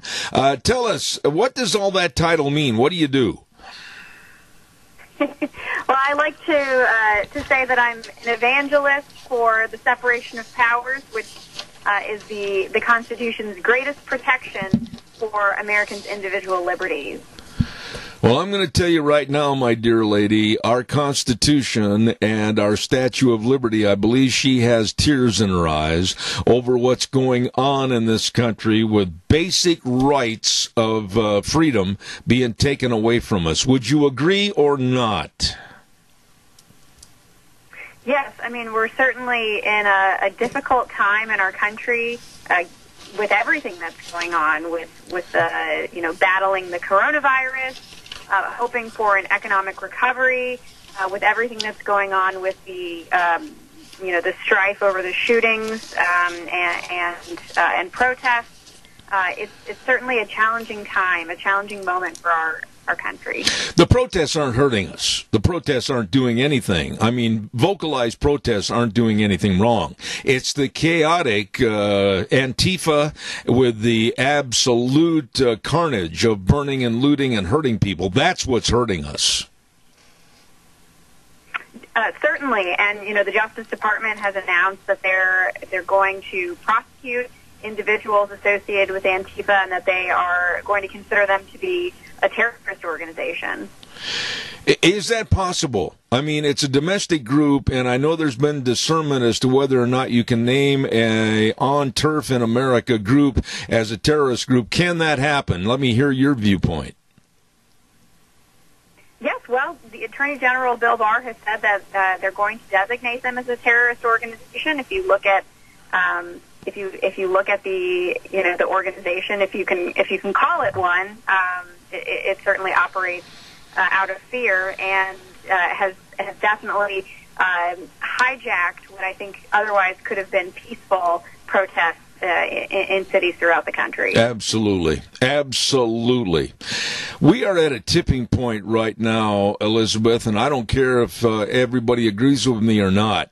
After 2.5 months of being laid off, basically the entire country because of the pandemic, which was foolish and stupid, of having essential and non-essential businesses, and then have that followed up with a bookend of what's going on now for the last 7 nights of burning and looting and tearing up America. We're at a tipping point, and I see where we as a country have our boot heels on the edge of a cliff, and we're about ready to fall over. Would you agree? Well, I think there is a light at the end of the tunnel. President Trump recently issued an executive order that's trying to ensure we get our feet back on solid ground and start an economic recovery as we come out of the global pandemic. And that's what I would love to talk about is what sort of regulatory reform the president has put forward to help us get back to work. And I have been involved in various functions and different ways and means of being out in front of the public as a public speaker all over the United States and Canada. And some of the idiotic regulatory means that have hurt our farmers, hurt our people in agriculture, regulatory means that have stopped the use of private property. I mean, they're insane. Definitely. And as part of the executive order that I mentioned President Trump announced a couple of weeks ago, there was a part of it that has gotten very little fanfare, but I think it's truly transformational. And he staked out some principles that are sort of like a regulatory bill of rights, ensuring that if you get ensnared in the crosshairs of the regulatory state, the EPA, other agencies like that you get a fair shake, that you get your day in court, that you have an opportunity to defend yourself, that you aren't threatened with excessive and coercive penalties, and that you know the evidence that they have against you. Well, okay, let's discern some of this. I don't want any pie in the sky or gray matter. I want more pinpoint of what's really going on. We've had all the stories about a farmer that inadvertently ran over a kangaroo rat and it cost him his farm. We've had stories about a family that wanted to dig a farm pond on their property and they had the permits from the state, and then all of a sudden the feds came in and charged them so excessively they lost everything. I mean, this is absolutely stupid what's going on in the United States. How is this going to change things? So the principles that President Trump laid out in this executive order, which I would point out, my firm, Civic Legal Foundation, suggested many of these principles, so we were delighted to see them incorporated into the executive order. They will require agencies to play by fair rules. They won't get to bring the full weight of the federal government against you without being fair, without providing accountability. As you mentioned, there are many horror stories. In your neck of the woods, a pretty famous one, the Sackett family, yep, who wanted to build a home in a partially developed subdivision, and then came to find out that the EPA decided their land was a federally protected wetland. Mm-hmm. It took them 12 years of litigation, a trip to the Supreme Court and beyond, and outcry from the public for the EPA to relent and withdraw its order and reverse the $150 million plus in fines that the Sacketts were subjected to. So these new reforms will require agencies to give property owners and business owners notice if they are the subject of an enforcement action by an agency. They'll have the opportunity to challenge it. They'll be able to go into a court and be heard by an independent and neutral judge instead of arguing before the agency that is trying to and sometimes financially ruin them. Agencies won't be able to threaten excessive penalties. They'll have to be proportionate to whatever wrong they're alleging that this business owner or property owner has done. Okay, let me throw a scenario at you. Okay, a little puddle of water out in my backyard. A little puddle of water caused by excessive rainfall. They're saying that's underneath a regulatory Water Rights Act, that they can have control over it, and if you try to divert the water or dry it up, you're in big trouble with the big boys of the EPA. Who pays all the money back to me to try to hire my attorney and protect myself? Am I going to be reimbursed? Who's going to cover all this, or am I going to go broke trying to cover myself? Well, ideally, under this new system, the agency will have to provide upfront notice to you. They'll have to show you the evidence that they say, why this is under their jurisdiction in the first place. And so, if you look back at some of the cases that we've litigated, ultimately, there was a case with a guy who built a pond, for his daughter's horses, and his fines were eliminated. He was threatened $20 million in fines, and ultimately he got to keep his pond, and he ended up not having to pay a fine. Yeah, but what about the attorney's fees? I mean, who's going to cover that? The normal average person today, A, doesn't have the time, B, doesn't have the resources to pay for an attorney to help start the protection in the first place. I mean, this is all very insidious. That's true, and that's why you should come to a firm like Pacific Legal Foundation, where we'll give you great representation, at a fair price. I think the main thing, though, is that these agencies, at the front end, they won't be able to play games with Americans anymore, because they won't be able to hide the ball and rack up these fees and fines over months and years in some instances, because Americans will be able to stand up at the outset and say, what's the evidence that you have, and why do you say that you have jurisdiction in the first place over my property? Yeah, but you use the term playing games. It's not a game. I'm going to correct you on that because I don't agree with your statement. It's not a game. It's a Gestapo tactic to have more control and more power and take things away from people. That's not a game. That's right. And unfortunately, for too long, agency bureaucrats have been able to stack the process against ordinary Americans, even in the most mundane of cases. And so it's my hope that with this new set of principles that agencies have been directed to follow, that they will not be able to do that anymore. All right, we have a caller with a question for you. Go ahead, caller, please. You're on the air with the attorney Elizabeth Slattery. Go ahead. Well, I keep reading about the Hammonds who were protecting our property, the grazing rights, the Oregon ranchers who got so mistreated, and how they went to prison, were released by a pardon from Trump. You know the whole story. There's no use getting into all that, but they're still being mistreated. But now they're being sued by environmentalists to take away their grazing rights, and their life has been torn to hell, and nobody really can do anything about it, it seems. Even after the pardon, they're still being mistreated. The environmentalists and their bankroll is endless. Yeah. I'll hang up. The point he's making, Elizabeth, is a good one. It seems like once they get their teeth into you, their fangs, their venom is never going to go away. What are your thoughts? I think that's so true, and one of the saddest parts of many of the stories that Pacific Legal Foundation highlighted in a report that came out a couple of weeks ago. It's so unfortunate, and the only thing I have to say is that I hope that with this new set of principles that we'll be able to avoid these situations in the future going forward. We had a client who ended up serving 18 months in federal prison because he dug a few ponds around his home in Montana to have water in case there was a fire. And ultimately his conviction was thrown out by the Supreme Court.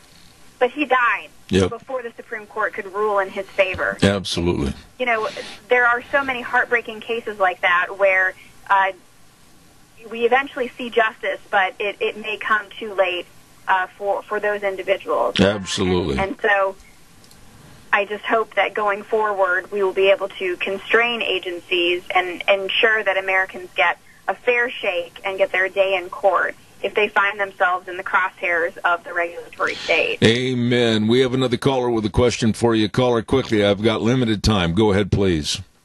Yeah, this is more of a statement. In the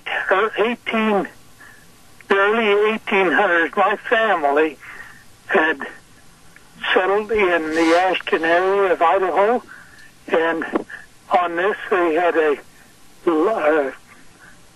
creek or something go through there, and they built 2 dams to control the water. Now, one place that they had was called a meadow, and each year, each spring, they would flood that because it didn't get any water during the summer. An airplane flies over it, takes a picture of it, and here comes the EPA. And they spent several $1,000s trying to prove to them that it was not a wetland, and no reimbursement.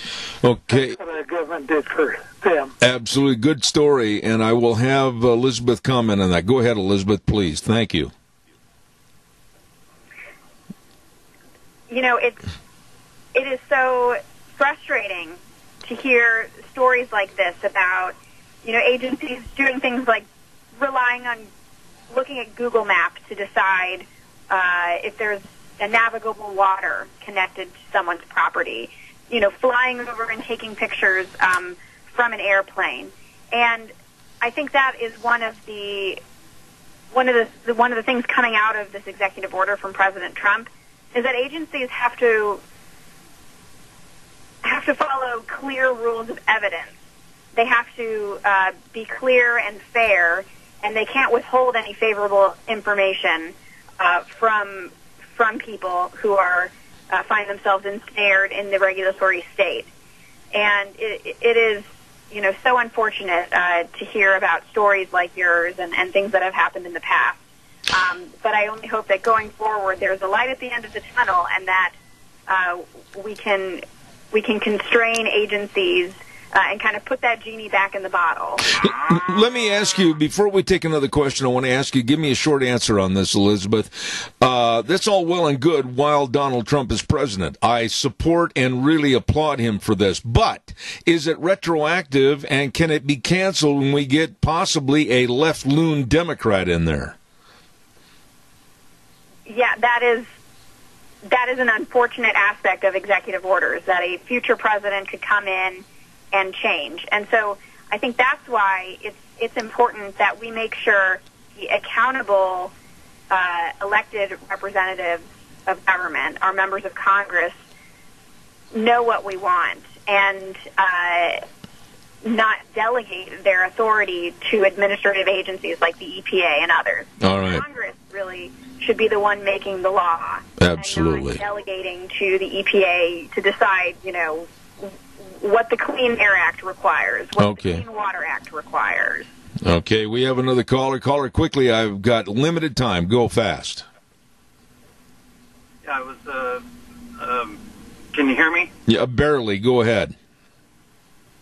I'm wondering, they changed the policies in the agency, the EPA, for example, but isn't the EPA stocked with these vicious minions that get satisfaction out of breaking the backs of the people on these issues? How do they get rid of that element of the agency, not just change the policy? That's an excellent question. Elizabeth, please refer to the caller. Yeah, so certainly ensuring accountability and that agency bureaucrats actually follow through with what the president has said is a challenge. But he has put it to the heads of agencies who are accountable to him. You know, the EPA administrator was selected by the president, confirmed by the Senate, and many others. And so the political leadership in the agencies will have their task cut out for them, but at the end of the day, their staff are accountable to them, and they are accountable to the president. The president is accountable to each and every one of us. But the caller made the good point that there's a lot of dead wood, and I mean that, in the EPA, and people that aren't going to transition, aren't going to change their minds, and they only believe and love that 7-letter word of control. That's a major problem that's not going to go away. That's right, and that's a bigger issue, that we could spend hours talking about, but that's going to take civil service reform because of the job protections that so many people working in government have. In some ways, that's a great thing. In other ways, it can protect people who are maybe not looking out for the best interests of the American people. Well, I guess the bottom line is, whether you want to turn it into political or not, we'd better darn sure make sure in November that we reelect Donald Trump, because I don't want to go through this mess again with the EPA. Definitely. And, we've talked a lot about the EPA today, but it's just the tip of the iceberg. Right. In a report that we put out at Pacific Legal Foundation, we detail examples of abuse by a number of other agencies, the Food and Drug Administration, U.S. Fish and Wildlife Service, many others. Yes. And so it's not the EPA, there's a large regulatory state that runs everything from highways to healthcare, toothpaste, almost every aspect of Americans' daily life, and it's so important that we're aware of that. I want you to come back in the future. You did a good job, Senior Legal Fellow and Deputy Director, Center for Separation of Powers, Elizabeth Slattery with the Pacific Legal Foundation. And please tell my audience quickly, how can they follow these stories with the PLF? You can visit our website. It's pacificlegal.org. Thank you so much for having me today. You're very welcome, and thank you for your time. Appreciate it. Elizabeth Slattery with the Pacific Legal Foundation. Got a little fuzzy there at the end with the cell phone. I apologize for that, but we can't control that. I hate cell phones. Want to remind you that we're going to go to the weather right now. I'm, again, late, as is normal. And our weather brought to you by Phillips, Oaks, Goodwin, Crane, and Company. And they are the professionals. Underline those words. The professionals. They know, they understand, they care, and they get the job done. Absolutely. They've been providing accounting services to the Mini-Cash area for well over 50 years. And I'm talking about the best of tax return preparation, tax planning, business consulting, financial statement preparation, retirement planning. The list goes on and on, with the professionals serving you, your family, and your business. Offices in Burley and Rupert, Phillips, Oaks, Goodwin, Crane, and Company. Right now, here's the birthday girl with the weather. Temperatures are going to continue to rise as we make our way through the work week. Here's a look at your weather forecast for today. We are expecting sunny skies with a high of 81, a slight breeze out of the southwest at about 6 miles an hour. Tonight, nice and clear with a low of 54. Tomorrow, mostly sunny skies, high of 84. Winds could gust as high as 24 miles an hour by tomorrow night. Mostly clear skies with a low of 55. By Thursday, mostly sunny, 86. 92 for Friday. Maybe by Friday night, we do have a slight chance of some rain showers and thunderstorms, mostly after midnight, low of about 60. Then by Saturday, those rain showers could continue, mostly cloudy, cooling down to 74. That's a look at your weather for Zebeth Ray. Oh, Gina, good job. Thank you very much. Happy birthday to you. Phillips, Oaks, Goodwin, Crane, and Company with the best of accounting services, and they can and will help you. All you need to do is get a hold of them today with offices at 1710 Overland Avenue in Burley and 625th Street in Rupert. The professionals, Phillips, Oaks, Goodwin, Crane, and Company. Wow. That half hour went really, really fast. I also need to tell you about the best of electronics. The best of electronics. I mean, when it comes to electronics, like I got my little transmitters and I've got my computers over here and I've got my tape recorders and everything. I don't don't really understand all things about electronics, but I know some people that do. And that's Patterson's Electronics, 421 East Main in Burley. Yes, they are located at 421 East Main. They're open Monday through Saturday, 9 to 6, and they've got it all. They've got everything you're looking for. Surveillance cameras. You got to keep out all the bad people and make sure that you've got surveillance cameras. Car stereos and speakers. Excellent complete sound systems. Home theater systems. And, of course, if you want to come home and just kick your Tony Lamas off and sit back, they've got the best of TVs from Samsung, Sony, Toshiba, and LG TVs. All of this and so much more with Curtis and Lorena serving you at Patterson's Electronics, 421 East Main in Burley. Really, really nice people. Let's see, what have we got coming up next hour? We have Dr. History, and I believe he's going to phone it in today. At least he hasn't knocked on my door yet. And he's going to be coming up in just a few minutes. And then at 10:30, I got to tell you, one of my favorite people.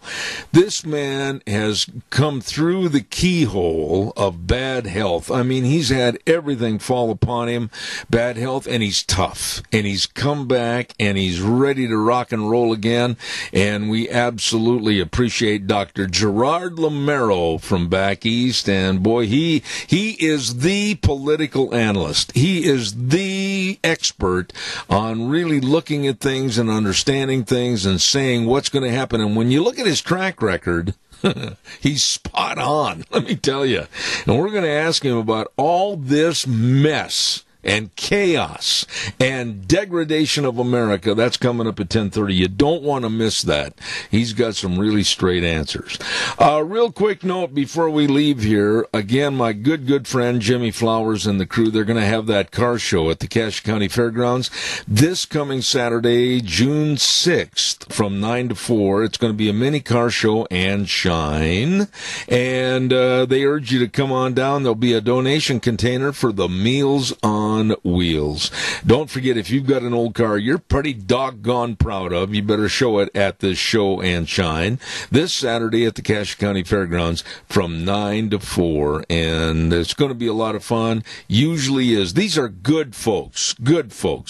And we do all we can to support them. I hope you do too. Car show this Saturday, June 6th at the Cache County Fairgrounds. Right now, we are going to send this back over to our main studios, if I quit joking all of a sudden, and listen to the big boys from CBS come in and mess up everything we've put together over the last couple of hours. We'll be back in about 7 minutes. Morning, and a beautiful day it is in the neighborhood, and June 2nd, Tuesday, and of course our major sponsor, your Magic Valley Les Schwab Tire Centers, all 7 locations serving you with the best of tires in a very safe, clean environment. Don't forget, too, our friends at Burley Physical Therapy and Rehabilitation at 1263 Bennett Avenue, Suite 2 in Burley, helping you get back to being you. And, of course, we always say about our friends at Greystone Crossing Senior Living.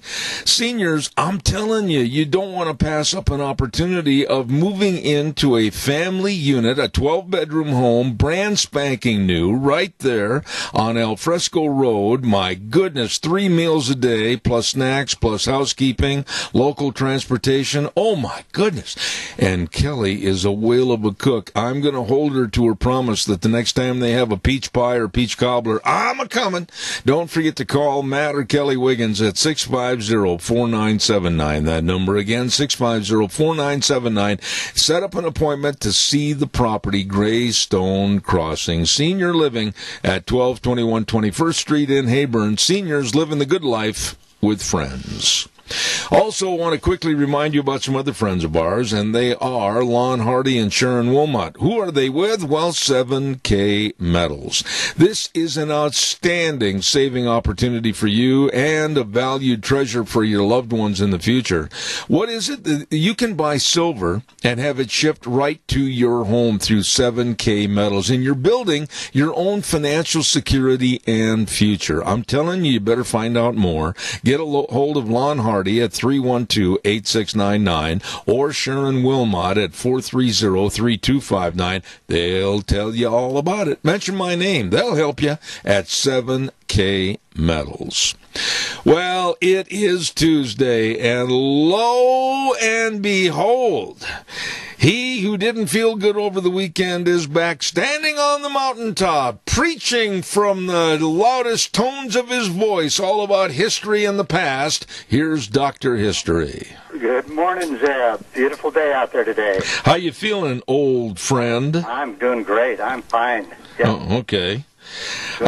Needless to say, what are we going to talk about today? Well, I'm going to, first of all, mention a few names. Okay.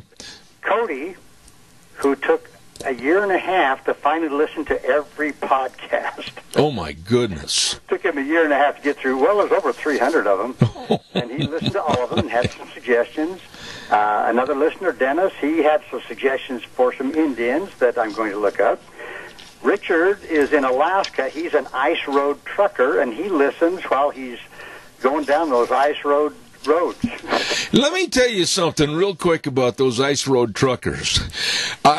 You are going to do your job, but I'm not going to go with you. I agree. Now, another guy, listener, Michael, he suggested me that I do a story about Johnny Ringo. Oh. And then Brian, who's back in Minnesota. So I appreciate hearing from these folks and their suggestions. So today we are going to talk about somebody that almost everybody has heard about. Okay. Billy the Kid. Again? Again.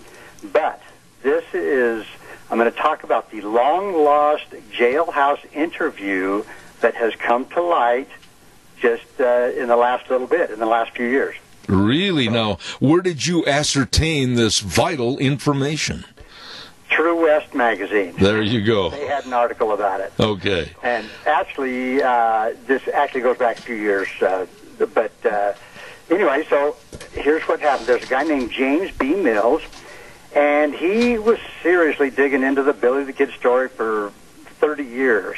And he says, I've walked where he walked. I have had the privilege to interview many old-timers and some of the new scholars that are researching about him. And he said, these scholars, historians, they've dug deeper than anyone else. They found old newspapers hidden in National Archive reports and filled in a lot of the missing pieces of the puzzle. And yet somehow, some way, they all missed the newspaper article from January 20th, 1881, the Las Vegas Gazette. And anyway, this James Mills, he's from Australia, and he came across this. So here's what he says. Quote, almost 140 years after his death, Billy the Kid is still a wanted man. He is constantly being pursued. It is not by Pat Garrett and a posse that are now chasing after him. It is historians like myself. We relentlessly track every hint of his movements and activities. We don't wish to clasp shackles on him. He knew only too well how to slip out of those. We merely wish to understand him better, to get closer to the reality of just who this boy was, and he was a boy, as we sometimes tend to forget. So anyway, according to Mills, while browsing through some online newspaper archives, he was fortunate enough to catch a fresh glance of Billy the Kid in the January 20th, 1881 edition of the Las Vegas Gazette. Let me interrupt you for a minute. Okay. And isn't this supposedly after he had been shot? No, just before. Ah. Just before. So here's what that Las Vegas Gazette said in this interview. He says, Billy appeared to be in a mostly cheerful mood despite being locked up in a Santa Fe jail at the time, Mills said. He certainly wasn't happy with the fanciful illustration of him wielding an axe, saving the life of his beautiful pistol-wielding senorita in the January 8, 1881 edition of the Illustrated Police News, nor did Billy seem overly thrilled about his reputation as a cutthroat desperado, further evidence that the kid cared about what people thought of him. Well, he continues with this interview. He says, with the slamming of a jail cell door, my brief glimpse of Billy the Kid ended, but it was enough to make my jaw drop while it lasted. Almost 140 years after he was laid to rest, Billy Bonney had spoken to us once again.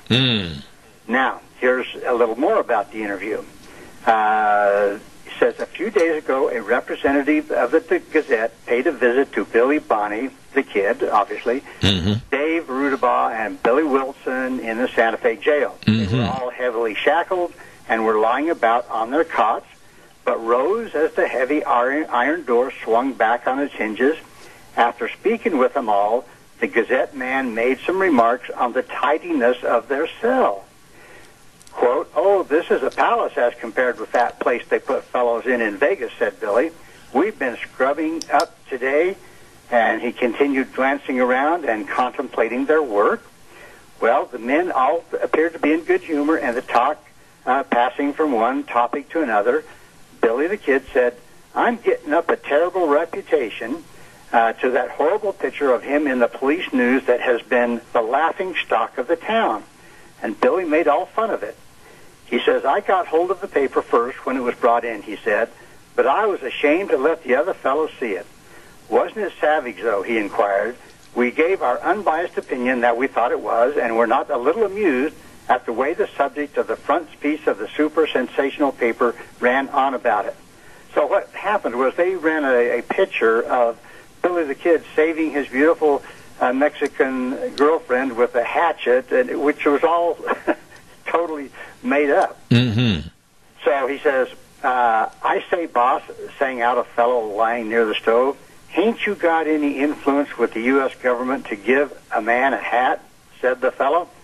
And on his head was a paper cap, such as dull scholars in backwards towns down east wear as a symbol of dullness. And, this is just where they talk. Now, just a minute. He was making a reference to perhaps some of the senators and congressmen in Washington, D.C., correct? No, down east. I don't know where. Anyway. Well, that's east, and quite frankly, it's applicable to what we do have. Okay. It says, no, nor I ain't had any for 16 months ever since I was put in here. Oh. He's had hard luck, that fella has, said one of the boys. He's been in here for 16 months waiting trial for something that his nibs did, pointing to Dave Rudabaugh, who was lying near the fellow with the paper cap. Yes, they kept him in for what I did, said Rudabaugh. Well, he continues on, well, Billy, what do you think of your notoriety? The reporter asked of the kid. He says, I don't see any money in it. Everything that has been done in that country is laid to me. And he really seemed ashamed of the reputation that he had gained. And then he was asked, if you got out, you could get up a show like Buffalo Bill. You've had advertising enough. And Billy the Kid said, and that was his only comment. Well, the reporter of the Las Vegas Gazette would have interviewed Billy the Kid and Dave Rudabaugh in the 6-cell county jail on Water Street in Santa Fe. Billy's statement to the reporter that we've been scrubbing up today may actually, in fact, be an early reference to their efforts to hide the evidence of dirt from a tunnel they had started much earlier than most historians have considered. So they were working on a tunnel to tunnel us out of jail. Oh. So now, a month after the jailhouse interview, the sheriff discovered Billy and the boys were digging an escape tunnel and hiding the fill dirt in their bed ticking. All the prisoners were separated, and Billy the Kid was slapped in solitary and shackled to the floor in the cell, where even the light of day is denied admittance. So that's what was said. So it sounds like it was pretty bleak. Yeah, not so good. So now what historians are saying about the discovery of this interview, here's what some of them say. Billy's likable, carefree nature shines through in this newly discovered interview. From reading it, one would never guess the violence he was capable of, which, of course, was one of the secrets to the kid's survival. Now, one historian said this. He said, "For me, the interview brings to mind that what Pat Garrett once said about the outlaw," and this is what Pat Garrett said, "there were many good traits about Billy. He wasn't what you'd call a killer. He never made a gunplay he didn't mean, and he never shot up a town. I've met worse men than Billy." Okay. That's kind of the interview. So, and then it goes on and says, to find anything new about Billy the Kid is amazing. The Santa Fe jailhouse interview of the kid that Australian historian James B. Mills discovered in the January 20th, 1881 edition of the Las Vegas Gazette had been missed by literally hundreds of Billy researchers over many decades. And the illustrated police news images are terrific, too, he says. Additionally, the ending of the lost interview of the kid with the word if only one could project what the kid was thinking at the time, makes one wonder how things would have turned out for him with the pardon he never received. Because, see, he was trying to get a pardon from the governor. Yeah.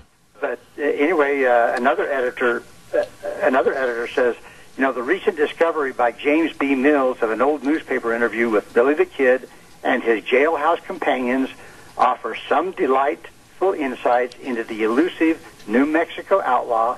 The kids often remarked about charming sense of humor comes across loud and clear in this article. Okay, now I'm confused. You're going to have to help me, Dr. History. He was in a jail in New Mexico, correct? Right. Okay. Now, that was prior to his death, his shooting. Right. Okay. So did he escape from said jail, or what happened? Yes, he escaped. I'm trying to look through my notes here, and was later shot by Garrett. Pat Garrett. Yeah. So supposedly. Supposedly. Yeah. Yes. And of course, there were rumors of other people that came out claiming to be Billy the Kid. Mm-hmm. But there's some first-hand accounts of his character, and I'm going to read some of these just because there's different accounts of people that actually knew him. And it says that, they describe him as fun-loving and jolly, articulate in both his writing and his speech, and loyal to those for whom he cared. He was fluent in Spanish, popular with the Latina girls, an accomplished dancer, and well-loved in the territory's Hispanic community. His many Hispanic friends did not view him as a ruthless killer, but rather as a defender of the people who was forced to kill in self-defense. In the time that the kid roamed the land, he hanged out with the Hispanic villagers who were fearful of standing up to the big ranchers who stole their land, water, and their way of life. So, Billy the Kid was not a dummy. I mean, he was a smart guy, really. But several surviving accounts portrayed by Billy McCarty as friendly, fun-loving, and loyal. And then Frank Coe, who wrote as a regulator, recalled years after the kid's death, he said, "I never enjoyed better company. He was humorous and told me many amusing stories. He always found a touch of humor in everything, being naturally full of fun and jollity. Though he was serious in emergencies, his humor was often apparent even in such situations. Billy stood with us to the end, brave and reliable, one of the best soldiers we had. He never pushed in his advice or opinions, but he had a wonderful presence of mind. The tighter the place, the more he showed his cool nerve and quick brain. He never seemed to care for money except to buy cartridges with. Cartridges were scarce, and he always used about 10 times as many as everybody else. He would practice shooting at anything he saw from every conceivable angle, on and off his horse." And then George Coe, a cousin to Frank, who also served as a regulator, here's what he said. "Billy was a brave, resourceful, and honest boy. He would have been a successful man under other circumstances. The kid was 1,000 times better and braver than any man hunting him, including Pat Garrett." Now, Susan McSween, the widow, of Alexander McSween came to his defense years later and said, Billy was not a bad man, that he was not a murderer who killed wantonly. Most of those he killed deserved what they got. Of course, I cannot very well defend his stealing horses and cattle, but when you consider that the Murphy, Dolan, and Riley people forced him into such a lawless life through efforts to secure his arrest and conviction, it's hard to blame the poor boy for what he did. How do you see this in the time remaining? How do you see this interview as a projection of did he or did he not meet his demise by Pat Garrett? What are you trying to say? Well, that he did, yes. So he escaped, and eventually, of course, was like we know, supposedly killed by Pat Garrett.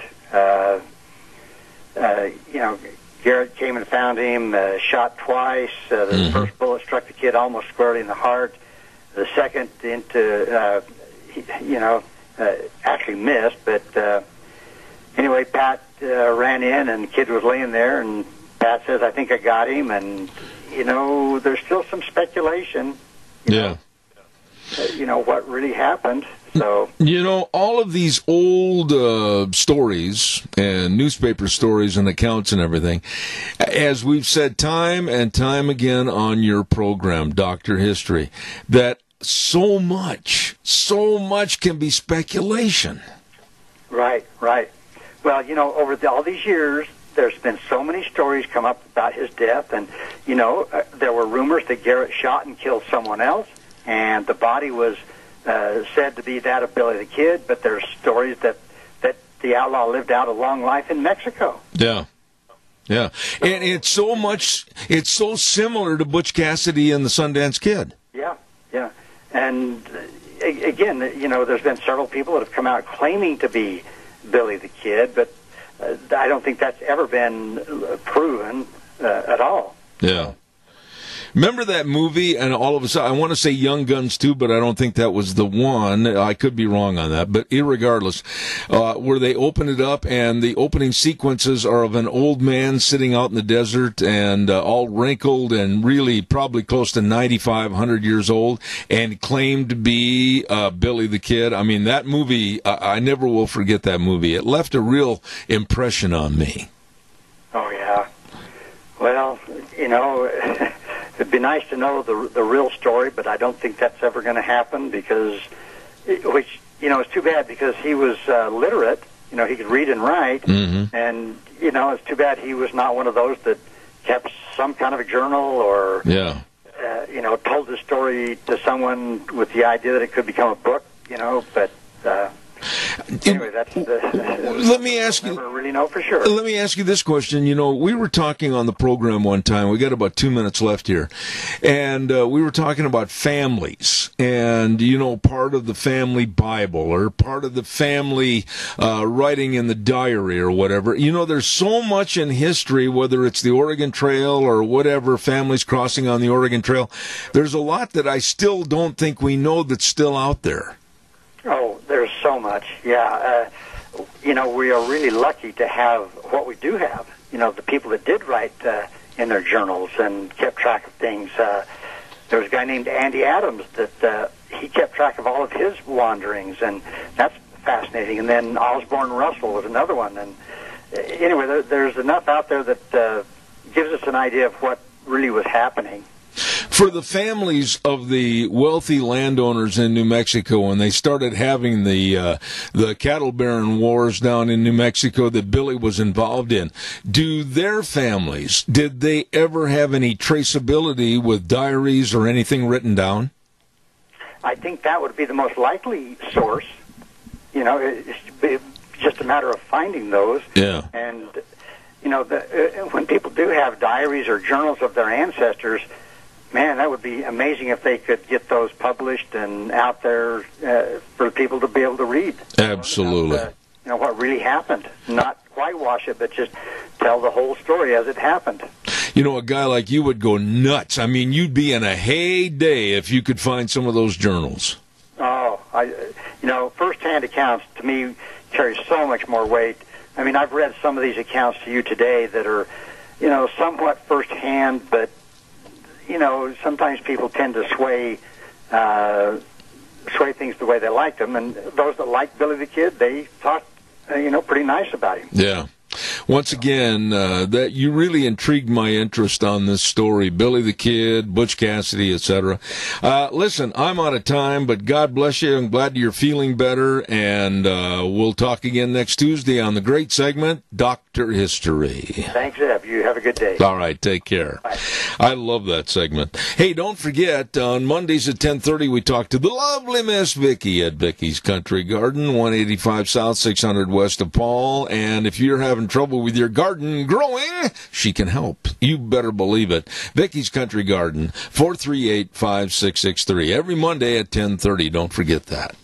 I want to also remind you about our friends over to Lee's Furniture, Floors, and More. Hey, listen, Mom, kids, everybody, Dad's Day, Father's Day's coming up in just a couple of weeks, and they're having a great big Father's Day sale, and I can attest to the fact that they have an outstanding, great big group of recliners to choose from to help Dad on Father's Day. And you know what you ought to do? Just tell him, hey, we're going down to Lee's Furniture, Floors, and More, and you're going to try on a brand new recliner. That's right. They've got recliners for tall people, short people, thin people, and people like us.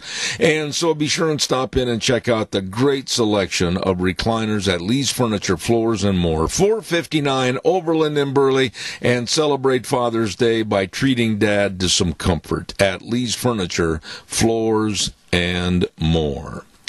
What we are going to do is basically send it over to the home studio in just a moment, but I want to quickly remind you, too, about our friend at Doug's Alternator and Starter Repair. Doug Martin, of course, has his business for sale. It's at 635 21st Street in Heyburn, and the number to call Doug and find out more information about this turnkey business opportunity. The whole thing, shop, the equipment, everything. Great location for sale. Doug's Alternator and Starter Repair, 635 21st Street in Heyburn, 878-4991. That number again, 878-4991. It's a business of rebuilding starters and alternators and generators, and Doug will train the new buyer. You call 878-4991. For sale, Doug's Alternator and Starter Repair in Heyburn. Right now, let's go over to our main station. We'll be right back. And now, back to Zeb at the Ranch on AM 1230 KBAR. To reach Zeb, call 436-2244 or toll free 1-866-927-4587. And now, here is Zeb Bell. Thank you very much. The next man on my program has been a friend to this program for quite a few years. I have the ultimate of respect for him and his political analysis, if you will, and I just absolutely look forward to having him on my show anytime and every time he's available. Dr. Gerard Lamero with his new book, Real World Socialism. Good morning, Dr. Lamero. How are you? I am doing great. It's wonderful to be talking to you. Dr. Lamero, I'm not going to waste any... I'm sorry. Go ahead, sir, please. Evidently, we had a little delay, and we've got a little echo on the line, and I'm sorry, Doctor. I didn't mean to step on you. Sean, we've got a little bit of echo in my headset. If you could kind of take care of that a little bit, thank you.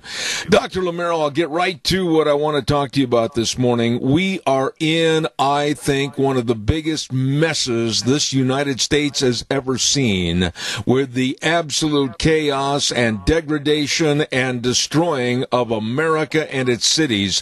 How are we going to get out of this? We have to use the principles our founding fathers gave us, the Constitution.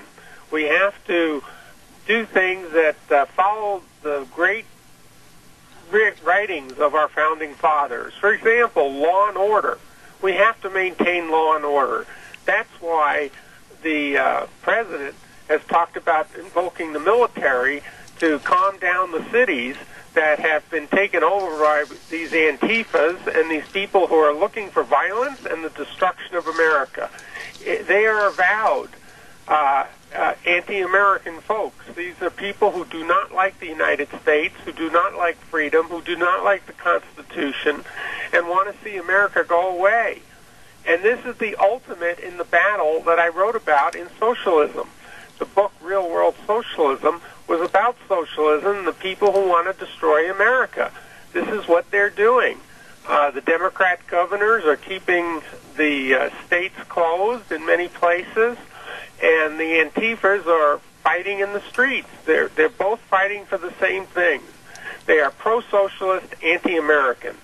When you say that, and every bit of what you said is 100% true, I sat there on the Lazy Boy last night and watched the chain of events unfold of where a husband and wife that were property and store owners were trying to protect their property. The wife stepped out the front door, and members of Antifa started hitting her over the head and the back with 2x4s until she finally fell to the ground. Her husband tried to protect her, and they went over and beat him into submission. These are animals. These are vermin, and they're taking over cities all across the United States, and 7 nights is 7 nights too many. It's got to stop. Right, and I think that the Democrat governors who are not bringing out the National Guard and the mayors who are not using their police, how about the mayors in Minnesota there that allowed a police station to be overrun and let these people take over? They're letting them win. And I think those people should resign from office because they're reneging on their oath of office to protect the people and to follow the Constitution. We have to follow our Constitution if we're going to survive as a nation. We can't allow revolutionary, and they are revolutionary people, to take over this country and destroy it. That's what they'll do if we don't fight back. And I think people are going to fight because they're going to elect a whole bunch of different people this fall because these people in office now are not doing their job. Okay, I've got to tell you that if you haven't seen this Associated Press story, it sickened me this morning, and it was in our local newspaper, and the headline said, "Use of Force Criticized in Protests about Police Brutality." And the story was all about these left-wing nuts that they think they're being abused because the police used pepper spray. Some of the police struck the protesters with batons, and some of the police shoved demonstrators. My God, Dr. Lamero, we are looking at a Las Vegas policeman that was shot in the head. We're looking at 4 St. Louis police that were shot. The police are targets right now, and I have no sympathy for these Antifa and Black Lives Matters groups. No, I have no sympathy either, and it comes down to this. They're trying to divide the country. They're trying to cause a revolution. They've been saying they wanted to do that. They're doing it, and they have to be stopped. And I think the police need to take their cities back, and if they're unable to, the National Guard needs to come in, and if that's not adequate, the president certainly has the right in a situation of an insurrection to take the military and bring them in to basically put down this revolution. Where are the Democrats? Where are the Democrats with any class? Where is the left? Why isn't the denouncing of what's happening occurring with the Obamas? Why isn't the denouncing of what's happening made by any of the sports celebrities, or for that matter, any other members of the Democratic Party or Hollywood? What is going on in this country that values and the sanctity of human life are not appreciated anymore? Well, the answer is pretty simple. And that, at least it is to me, and that is the Democratic Party has become a socialist party. They seek socialism. Everything they're talking about, they want Medicare for all. That's socialized medicine. They want to give everybody a salary, even if they don't work. That's socialized government, paying people to just have welfare is what it is. All of this is socialism. They want socialism, and they've been fighting for socialism, and now they have an arm of their organization that's basically out in the streets promoting socialism through riots and violence. And it's just wrong. I just don't understand how we have got to this point where lawlessness and burning and looting and the destruction of, like, the St. John's Church, which was established in 1816, they can walk in and build a fire and try to burn it down, and how they can do all this and then the police are criticized. I don't understand. There are people, and I write about it in the book. I wrote this book because I knew people were going to have to face socialism this year. I knew it was going to be the big issue, and that prediction turned true. Socialism is the number one issue we face today. And by the way, when I say socialism, don't ignore the fact that a lot of the socialists are also communists. They want more than socialism. They want no religion. They want communism. And those people have taken over the Democratic Party, slow but sure, and the Democrats now propose all their solutions are socialist or communist. And Hollywood was taken over years ago, and I explained it in the book, by socialists that were actually funded by Stalin. And Joseph Stalin thought that the best way to achieve communism around the world was to take over the entertainment industry and propagandize people. And they took it over. Hollywood is largely a bunch of leftists pushing socialism and communism. And they were smart to go into the universities and try to influence the future generations and to influence teachers who taught the K through 12. We're dealing with this on many levels, and we have been. My book covers it in detail. Absolutely. If people don't understand what's going on, they should read that book. The book, I want to reiterate that it's called Real World Socialism. It's one of the best books I have ever written, or read, I should say, and one of the best ever written by Dr. Gerard Romero. Doctor, here we have been in a 2.5, almost 3-month layoff, completely behind the bars and windows of our own homes because of the coronavirus. And we've had mayors and governors say you can't do this, you can't go there. Governor Whitmer in Michigan saying you couldn't even go out on the lake on a boat. Oh my, you got to stay away from everybody else. And then all of this absolute rage and hatred and burning and looting, these people are shoulder to shoulder spitting on police, etc., and they get off scot-free. This is lunacy. It is. Absolutely, but it all fits together. It's all the promotion of socialism throughout the country. And I think we need to fight it at the ballot box. We've got to, I think, really make a difference in who we elect. We cannot elect people who are socialists anymore, because look what they're doing.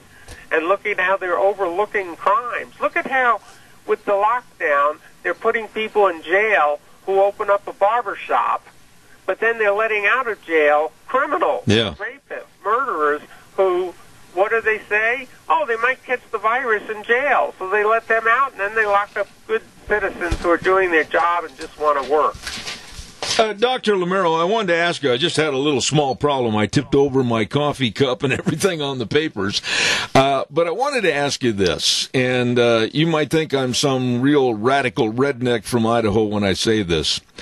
But when you consider from the get-go back in 2015, Trump running his campaign, saying that he's going to run for president, and then, of course, we looked at the Russian collusion, and we looked at all the information that was garnered by the Mueller report that didn't show anything. Then we moved right into a phone call with the president of Ukraine and our president. Oh, my goodness, this is grounds for impeachment, and impeachment went on and didn't garner anything, and that was buttressed right up against, after that failed, the pandemic of the coronavirus, which had a tendency of slowing down. The curve had lowered, and we were getting back to normal, and then all of a sudden the chaos of Antifa and Black Lives Matter in the hatred of America. All of this put together sounds too coincidental to me.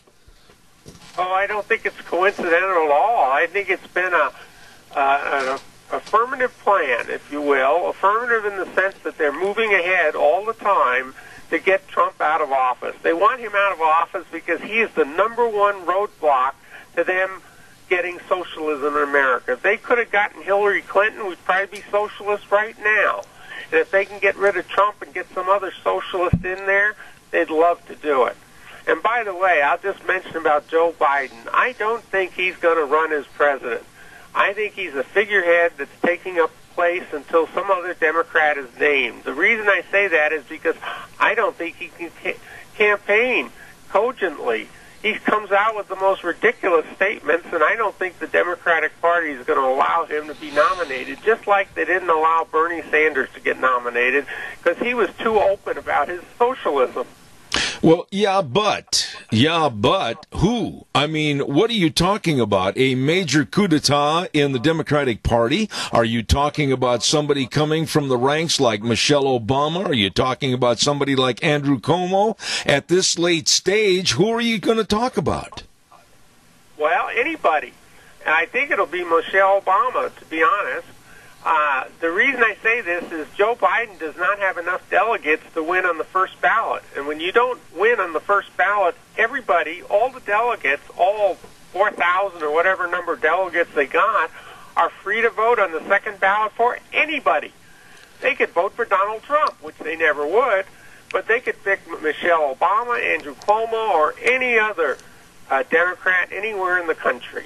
What about these polls? And I've got piles of papers over here that say, oh, well, Joe Biden has double-digit numbers over Donald Trump. It looks like he's going to take the election. I mean, where are they getting these numbers from? Well, I think they're kind of made up, to be honest. I mean, they may do a poll, and they may come out with those numbers, but it doesn't mean it's scientific. It doesn't mean it's done right. I remember talking on the radio in October of 2016, and I talked on a particular day I remember clearly when Hillary Clinton was ahead by 18% in October, and I was on the radio and said, you know what? That poll isn't right. She is no way she's going to win by 18%. She's going to lose because my models say that she's going to lose. And I said I'd rather go with the models than the polls because polls have lots of problems with them. People sometimes lie to the pollsters. People sometimes don't get the right sample of the country. There are all sorts of issues. My book, More Great News for America, I wrote all the problems with polls and why they're often wrong. And there are many famous polls that have been wrong in the past. Even that Brexit poll that predicted Brexit would fail, right, but instead it passed in England. That was another famous mistake of the pollsters. Hillary Clinton was a famous mistake of the pollsters, and I think Joe Biden are reading from the same polls that said that Hillary Clinton was ahead. Let me ask you one final thought here this morning because I really appreciate your candid remarks. You know as well as I do that these riots and these rioters and these foul, evil people throwing bricks and beating people over the head with 2x4s and having everything else at their disposal to loot and burn, it's all an orchestrated, organized effort that's funded by somebody with big money. Will there ever be a way to trace and kind of make up the steps on the trail to find out who did this? Yes, if we want to find out, I think we can find out. And I think there are a lot of suspicions who it is. Some wealthy people, especially with European ties. By the way, this Antifa is all over Europe, too. It's not just here. It's an international, global, secular type of organizations. It's people that are supporting global socialism and a global world order. This isn't anything new. We've been reading about this and studying about it for years. The only thing is they're more open and they're more assertive in trying to turn over America into a socialist country. One final thought, Dr. Lamero. Our economy is shaky at best due to the pandemic, with the coronavirus, the shutdown, and now with this absolute destitute carnage that's going on in major cities all across our United States. Can we as a country bring this economy back and survive? Absolutely. If we open up the economy, get rid of the idiotic masks that are not needed, the World Health Organization even said that masks may hurt. That's their latest. If we got rid of the masks, open up this country, let people be free, and let the economy be free, we will bounce back as fast as you could ever see.